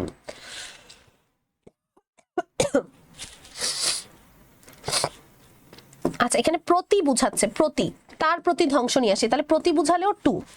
আমার প্রতি, তার প্রতি, ইটস গুড টু হিম, তার জন্য ভালো, তার প্রতি ভালো। বা এটা রুইন টু হিম, তার জন্য এখানে ক্ষতি আনতেছে, তার প্রতি এখানে ধ্বংস আনতেছে, তাহলে এখানে প্রতি বুঝালে টু ইউজ করবো, রুইন টু। আচ্ছা, এখন আমরা এখানে কি পেলাম? রুল পেলাম 4টা, আর অ্যাপ্রোপ্রিয়েট প্রিপোজিশন পেলাম 1টা। তাহলে দেখেন এখানে আবার কিসে প্রাধান্য আসতেছে? রুলে। আশা করি আপনারা বুঝতে পেরেছেন। আসেন এরপরে আরেকটা সলভ করি। Every student wants to do well in the examination. প্রত্যেকটা স্টুডেন্ট পরীক্ষায় ভালো করতে চায়, বাট কিন্তু it is not an easy task. এটা কি সহজ? অবশ্যই না। আ student has to work hard dash this, এটার জন্য তাকে অনেক কঠোর পরিশ্রম করতে হয়। আচ্ছা, একটু আগে বলেছি না আপু, জন্য বুঝালে কোন অ্যাপ্রোপ্রিয়েট প্রিপোজিশন ইউজ করব? জন্য মানেই হচ্ছে ফর, জন্য মানেই হচ্ছে ফর। তাহলে রুলের মধ্যে পড়ছে work hard for this. From the very beginning dash the year, বছরের একদম শুরু থেকে, বছরের শুরু থেকে, কিসের শুরু থেকে? বছরের, বছরের। তাহলে এখানে কি আসতেছে বলেন তো? একটা বছর এর আসতেছে না? আর এর থাকলে কি ইউজ করবে? একটু আগে বলেছি অফ। তাহলে from the very beginning of the year, বছরের শুরু থেকে, of. He must be serious, তাকে সিরিয়াস হতে হবে। মানে আপনারা যারা এখন 9-এ আছেন, 10-এ আছেন, এখনই সিরিয়াস হতে হবে, সময় নেই হাতে। He should read the text books again and again, বারবার তাকে পাঠ্য বই পড়তে হবে। He must not memorise answers, সে কখনোই উত্তর মুখস্থ করবে না, ড্যাশ আন্ডারস্ট্যান্ডিং। আচ্ছা, এটা দেখেন, এটা পারবেন যারা যারা অর্থ বুঝবেন। তার কখনোই মুখস্থ করা উচিত না, আন্ডারস্ট্যান্ডিং বোঝা ছাড়া। ছাড়া মানে কি? উইদাউট। তাহলে ছাড়া, ব্যতীত, এরকম বুঝালে আমরা উইদাউট দিব ছাড়া, অথবা ব্যতীত বোঝালে উইদাউট ইউজ করব without. So the answer will be without.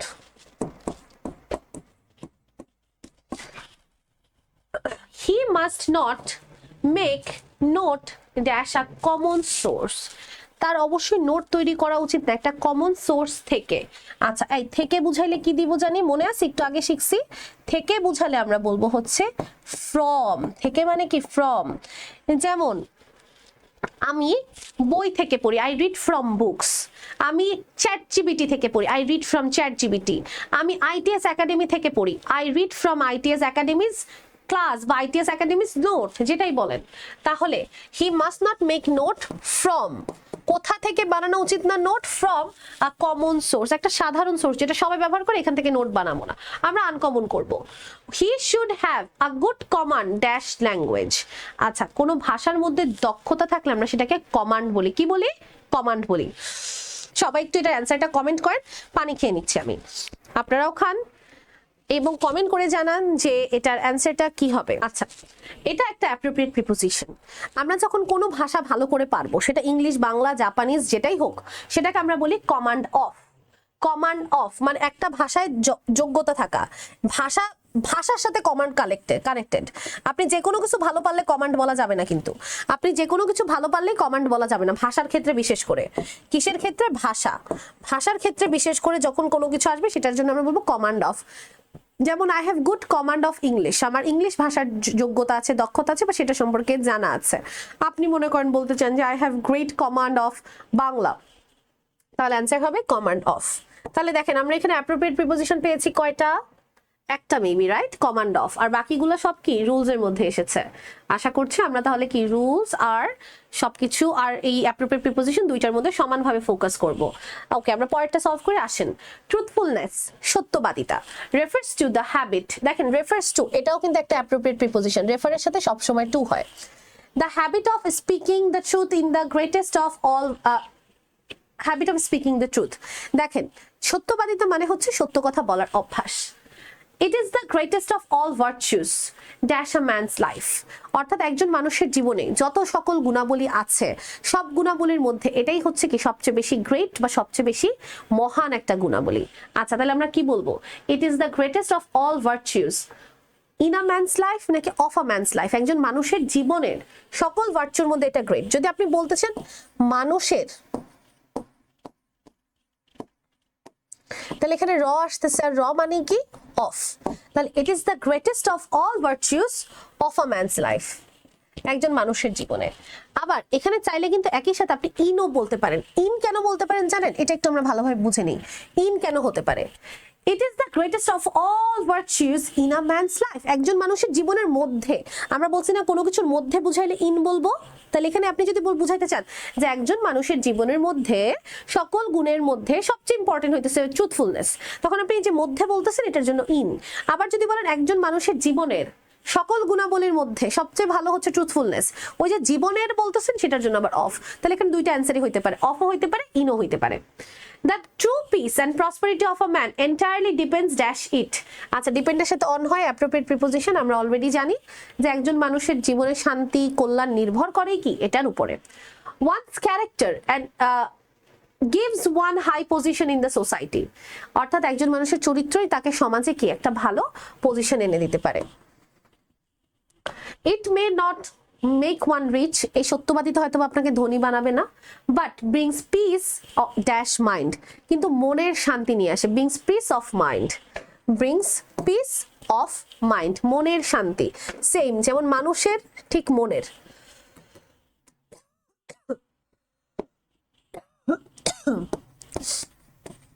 So এখানেও র আছে, দুঃখিত ঠান্ডা লেগেছে তাই বারবার কাশি দিচ্ছি, একটু খেয়াল করবেন আপনারা। এরপরে বলছে piece of mind. A truthful person is loved and respected dash all. আচ্ছা, আমরা পড়েছিলাম না প্যাসিভ সেন্টেন্সের ক্ষেত্রে বাই বসে, কি বসে? বাই বসে, কারণ যে এজেন্ট তার পূর্বে আমরা বাই দিব। যে কে রেসপেক্টেড, আমরা রেসপেক্টেড, কিন্তু কার দ্বারা? যে করছে সে এজেন্ট, যে কাজ করে সে এজেন্ট না, তাহলে কার দ্বারা রেসপেক্টেড? সবার দ্বারা, অল। তাহলে এজেন্টের পূর্বে বাই, সূত্রের মধ্যে পড়ছে আমাদের। আর ট্রুথফুল পারসন কেয়ারস নোবডি, একজন সত্যবাদী মানুষ কাউকে ভয় পায় না, কাউকে নিয়ে চিন্তা করে না। All religions teach us to be truthful, সকল ধর্মে আছে ট্রুথফুল হও।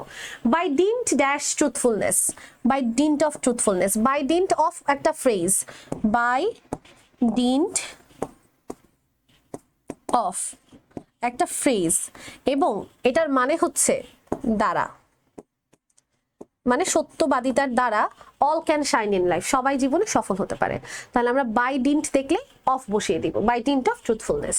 ওকে, তাহলে আমরা এখানে একটা ফ্রেজ পেলাম, আমরা এখানে অনেকগুলো রুলস পেলাম এবং একটা অ্যাপ্রোপ্রিয়েট প্রিপোজিশনও পেলাম। আই হোপ আমরা সবাই এটা ক্লিয়ারলি বুঝতে পেরেছি। চলে যাচ্ছি পরেরটাতে। Parents have desire dash bright future dash their children. প্যারেন্টসদের আকাঙ্ক্ষা আছে, কিসের আকাঙ্ক্ষা? সন্তানের ব্রাইট ফিউচারের প্রতি আকাঙ্ক্ষা। এই সবাই কমেন্ট করেন তো ডিজায়ারের সাথে কোন অ্যাপ্রোপ্রিয়েট প্রিপোজিশনটা হয়, যেটা আমরা একটু আগে পড়েছি। দেখেন ডিজায়ারের সাথে কোনটা হয়? ডিজায়ার ফর, আকাঙ্ক্ষা। ডিজায়ার ফর হয়, তাহলে ডিজায়ারের সাথে ফর হয় আমরা জানি। তাহলে আমাদের অ্যানসার কি হবে? অ্যানসার হবে desire for. Parents have desire for bright future, কারণ আমরা জানি এটা অ্যাপ্রোপ্রিয়েট প্রিপোজিশন। সবাই খাতায় লিখবো desire for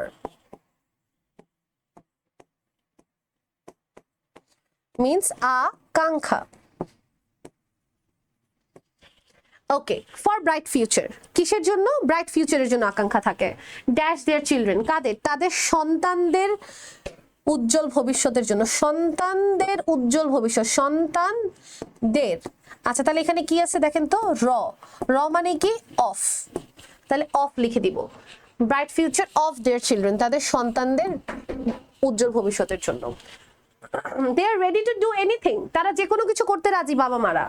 which may be congenial dash success of their children. congenial মানে কি? উপকারী, যেটা তাদের জন্য উপকারী হবে। আর congenial এর সাথে একটা appropriate preposition বসে, সেটা হচ্ছে to। congenial to মানে কি? যেটা তাদের ছেলেমেয়েদের জন্য ভালো হবে, উৎকৃষ্ট হবে, কল্যাণকর হবে, এরকম বোঝাচ্ছে। উৎকৃষ্ট বা কল্যাণকর। তাহলে অ্যানসার হবে কি? congenial to, appropriate preposition। এরপরে বলছে every success dash on children makes them happy. every success dash their children makes them happy and they become sanguine dash their bright future. আচ্ছা দেখেন এখানে কি বলতেছে? every success dash their children, তাদের সন্তানদের সফলতা, আবার সন্তানদের আসতেছে। তাহলে every success of their children makes them happy, তাদেরকে খুশি করে। and they become sanguine of their bright future, অর্থাৎ ব্রাইট ফিউচার, তাদের উজ্জ্বল ভবিষ্যৎ নিয়ে তারা স্যাঙ্গুইন হয়, মানে কি? একদম নির্দিষ্ট, তারা একদম নিশ্চিত হয় যে তারা সফল হবেই হবে। এটা হচ্ছে স্যাঙ্গুইন টু, এটাও একটা appropriate preposition.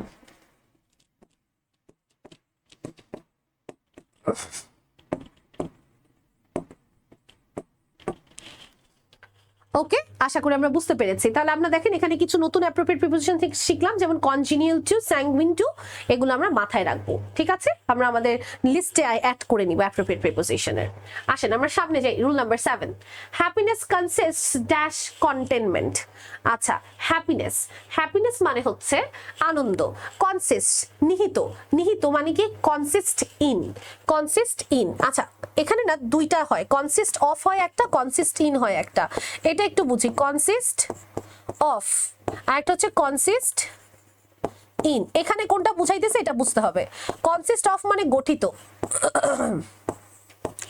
R consist in মানে হচ্ছে নিহিত। গঠিত আর নিহিতর মধ্যে পার্থক্য আছে। যেমন আমি যদি বলি পানি, পানির মধ্যে কি আছে? Hydrogen and oxygen. তাহলে আমি কি বলবো? Water consists of hydrogen and oxygen. বা আমি বলবো water consists of two different particles, এরকম বলবো। কিন্তু যখন আমি বলবো কনসিস্ট ইন, নিহিত, তার মধ্যে এটা নিহিত, তখন আমাকে বলতে হবে কনসিস্ট ইন। যে হ্যাপিনেস, আনন্দ কিসের মধ্যে নিহিত? কন্টেনমেন্ট, সন্তুষ্টির মধ্যে নিহিত। আপনি যা আছে এটাতে সন্তুষ্ট কিনা, এটার মধ্যে নিহিত আপনার আনন্দ। তাহলে কনসিস্ট ইন কন্টেনমেন্ট, ইন হচ্ছে অ্যান্সার, কারণ এখানে নিহিত অর্থ বোঝাচ্ছে। So we should not run dash more and more money, তাই আমরা টাকার পিছনে ছুটবো না। কোনো কিছুর পেছনে ছুটা হচ্ছে রান আফটার। সামটাইমস, মাঝে মাঝে, it may bring dash some unexpected travels. আচ্ছা সবসময় মনে রাখবেন ব্রিং এর সাথে একটা অ্যাপ্রোপ্রিয়েট প্রিপোজিশন হয়, এটা খুবই ইম্পর্টেন্ট। ব্রিং এর সাথে একটা অ্যাপ্রোপ্রিয়েট প্রিপোজিশন হয়, সেটা হচ্ছে অ্যাবাউট, যেটার অর্থ হচ্ছে পরিবর্তন। আচ্ছা সরি, পরিবর্তন না, আনা, কোনো কিছু আনা। এটাতে স্টার মার্ক দেন, ব্রিং অ্যাবাউট। ঠিক আছে, ওকে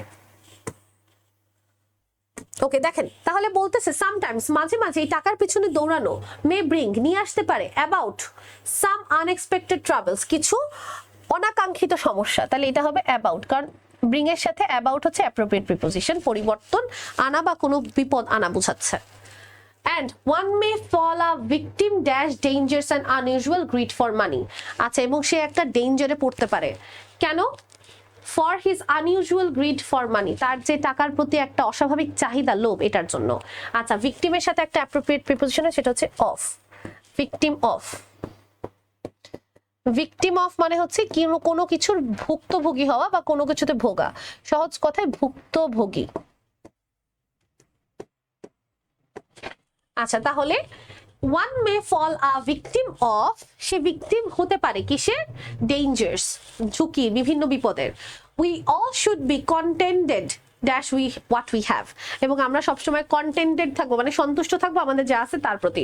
কন্টেন্টেড এর সাথে হয় টু, এটাও একটা অ্যাপ্রোপ্রিয়েট প্রিপোজিশন, এটাও আমরা খাতায় যোগ করে নিব। দেখেন এইটা করতে গিয়ে আমরা কতগুলো নতুন নতুন অ্যাপ্রোপ্রিয়েট প্রিপোজিশন পেয়েছি, তাহলে আমরা এগুলো নতুন করে যখনই শিখবো তখনই খাতায় লিখে ফেলবো। সন্তুষ্ট,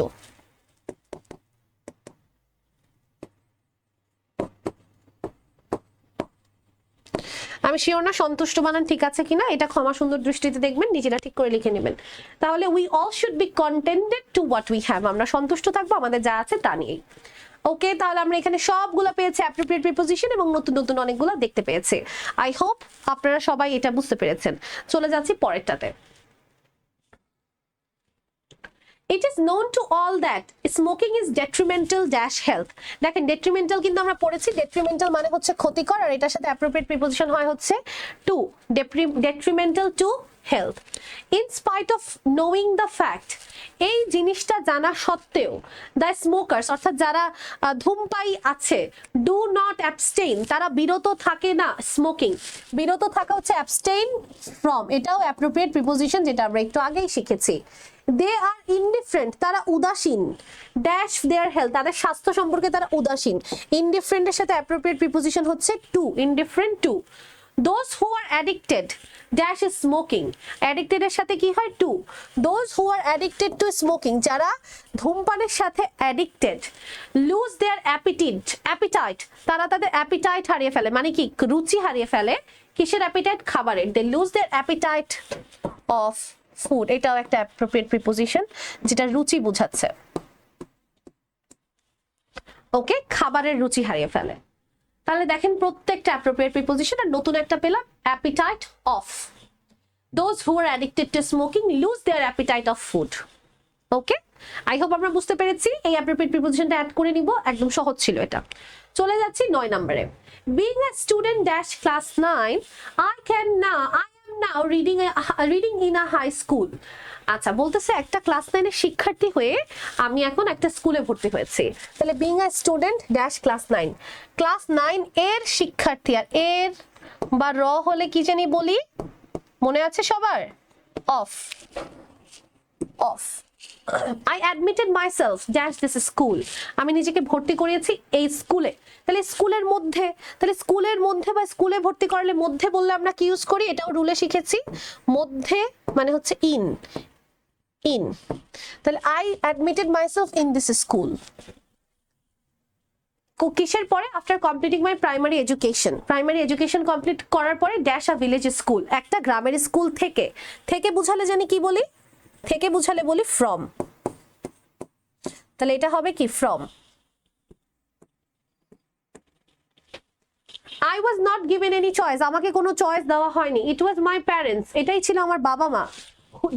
who decided that dash this school, আচ্ছা যারা কি সিদ্ধান্ত নিয়েছে যে আমি এই স্কুলে পড়বো। আচ্ছা, however I love my school very much, আমি আমার স্কুলকে অনেক বেশি ভালোবাসি। I have made friends dash many students of my class. ওকে, আপনারা এটার অ্যান্সারটা একটু কমেন্টের মাধ্যমে জানানোর চেষ্টা করেন তো সবাই। ওকে, আমরা এটার অ্যান্সার কি বলবো? আচ্ছা একটু খেয়াল করি। however, আচ্ছা সরি, আমরা ছিলাম it was my parents who decided on this school। আচ্ছা, কোনো কিছুর উপর সিদ্ধান্ত নেওয়া, তাহলে সেটাকে আমরা বলি decided on, এটাও অ্যাপ্রোপ্রিয়েট প্রিপোজিশন, মানে হচ্ছে সিদ্ধান্ত নেওয়া।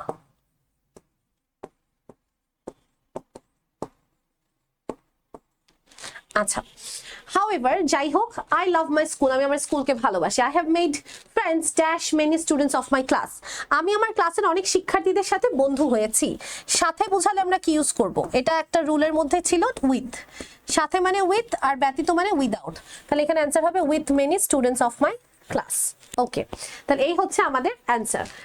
মোস্ট অফ দ্য আমাদের বেশিরভাগ এখানে যে উত্তরগুলো আছে most of the answers are from rules থেকে, আর এখানে একটা হচ্ছে অ্যাপ্রোপ্রিয়েট প্রিপোজিশন ডিসাইডেড অন। আচ্ছা, এখানে আপনাদেরকে একটু বলে দিই, I admitted myself in this school অথবা ইনটু দিস স্কুল। স্কুলের মধ্যে বোঝাচ্ছে, স্কুলের ভেতরে বোঝাচ্ছে, ইন অথবা ইনটু দুইটাই কিন্তু দেওয়া যাবে।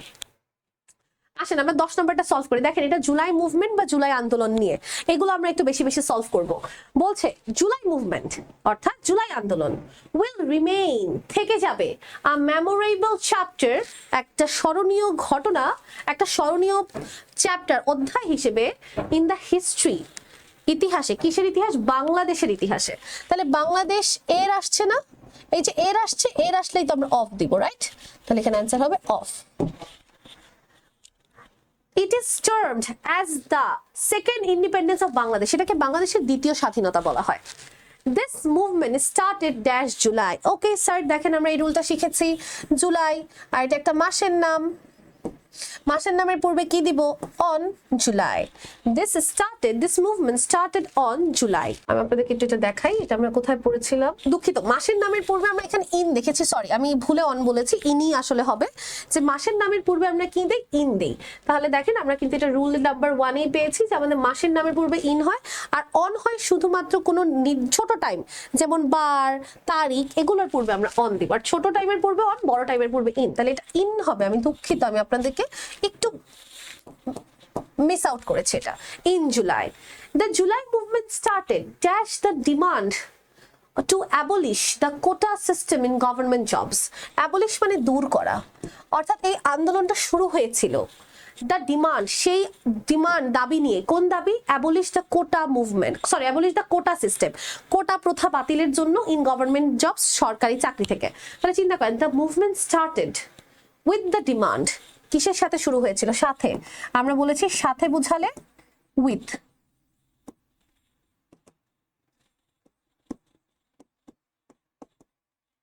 অ্যান্সার হবে উইথ।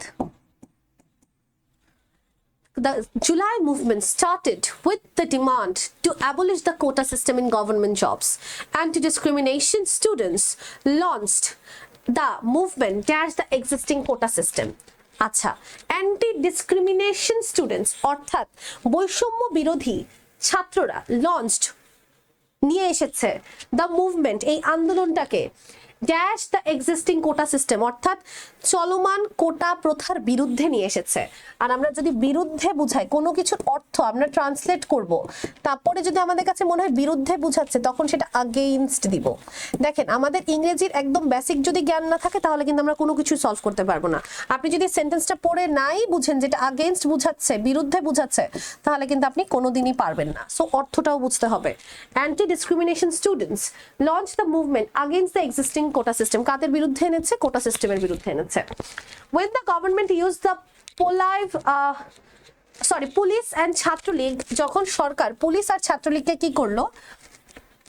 ক্ষমতা দিল টু কন্ট্রোল দ্য সিচুয়েশন, পরিস্থিতিটাকে নিয়ন্ত্রণের জন্য। It turn dash a massacre. আচ্ছা, তখন এটা গণহত্যায় পরিণত হলো। দেখেন টার্নডের সাথে কি হয় জানেন? টার্নডের সাথে অলওয়েজ ইনটু হয়। এটা একটা অ্যাপ্রোপ্রিয়েট প্রিপোজিশন, কোনো কিছুতে পরিণত হওয়া। Turned into a massacre. আচ্ছা, এই হচ্ছে আমাদের অ্যান্সার। আশা করি আমরা বুঝতে পেরেছি। এখানে 4টা রুলের মধ্যে পড়েছে এবং একটা পড়েছে হচ্ছে আমাদের অ্যাপ্রোপ্রিয়েট প্রিপোজিশনের মধ্যে। আমরা পরেরটা সলভ করি। নাম্বার 11, মডার্ন সিভিলাইজেশন, আধুনিক সভ্যতা, ইজ দ্য কন্ট্রিবিউশন, অবদান, ড্যাশ সায়েন্স, বিজ্ঞানের অবদান। এর মানে কি জানি বলি? অফ। আচ্ছা, তাহলে অ্যান্সার হবে হচ্ছে of. Science has worked as a magician dash the world.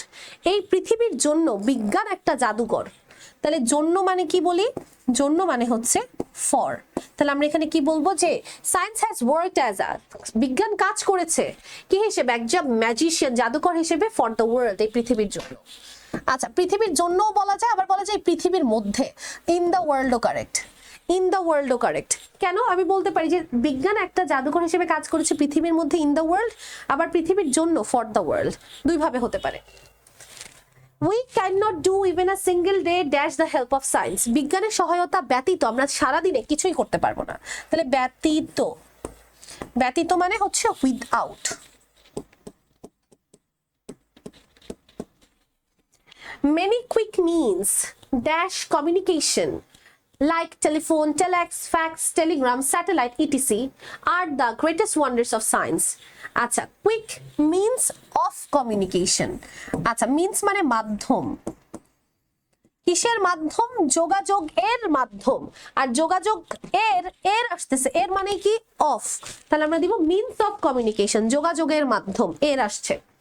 যেমন telephone, telex, fax, telegram, satellite এগুলোই হচ্ছে বিজ্ঞানের মহা আবিষ্কার। Nowadays বর্তমানে a message can be sent, একটা মেসেজ পাঠানো যায় dash one corner of the world to another। আচ্ছা, এক জায়গা থেকে আরেক জায়গা বললে আমরা কি বুঝি? from ... to, বাংলাদেশ থেকে Canada, from Bangladesh to London. দেখেন তাহলে টু দেওয়া আছে, তাহলে এখানে কি হবে? from। তাহলে এটা কি দাঁড়াইলো? এটা দাঁড়াইলো যে কোনো জায়গা থেকে বুঝালে, কি বুঝালে? থেকে। এটা আমরা শিখেছি এতক্ষণ ধরে, from হবে। Message can be sent from one corner of the world to another in the twinkle of an eye, মানে একটা চোখের পলকে পাঠানো যায়। ওকে, আমরা যাচ্ছি আজকের ক্লাসে, এটা লাস্ট, আমরা এটা সলভ করছি। এডুকেশন, শিক্ষা is one of the basic needs dash a human being, একজন মানুষের বেসিক রাইট, মৌলিক অধিকার হচ্ছে শিক্ষা। তাহলে এর বললেই কি বলবো? অফ। এতক্ষণে আমাদের যারা স্টুডেন্টরা আছে আইটিএস একাডেমি শিক্ষার্থীদের কিন্তু এতক্ষণ এটা মুখস্থ হয়ে গিয়েছে। অফ অ্যান্ড এবং is needed dash every kind of development, এবং শিক্ষা দরকার হয় সকল প্রকার উন্নয়নে। সকল প্রকার উন্নয়নে মানে কি? In every kind of development, in every kind of development. It helps আস, এটা আমাদের সাহায্য করে টু মেক রাইট চয়েসেস, সঠিক সিদ্ধান্ত নিতে শিক্ষা সাহায্য করে। আপনার শিক্ষা না থাকলে আপনি পারবেন না।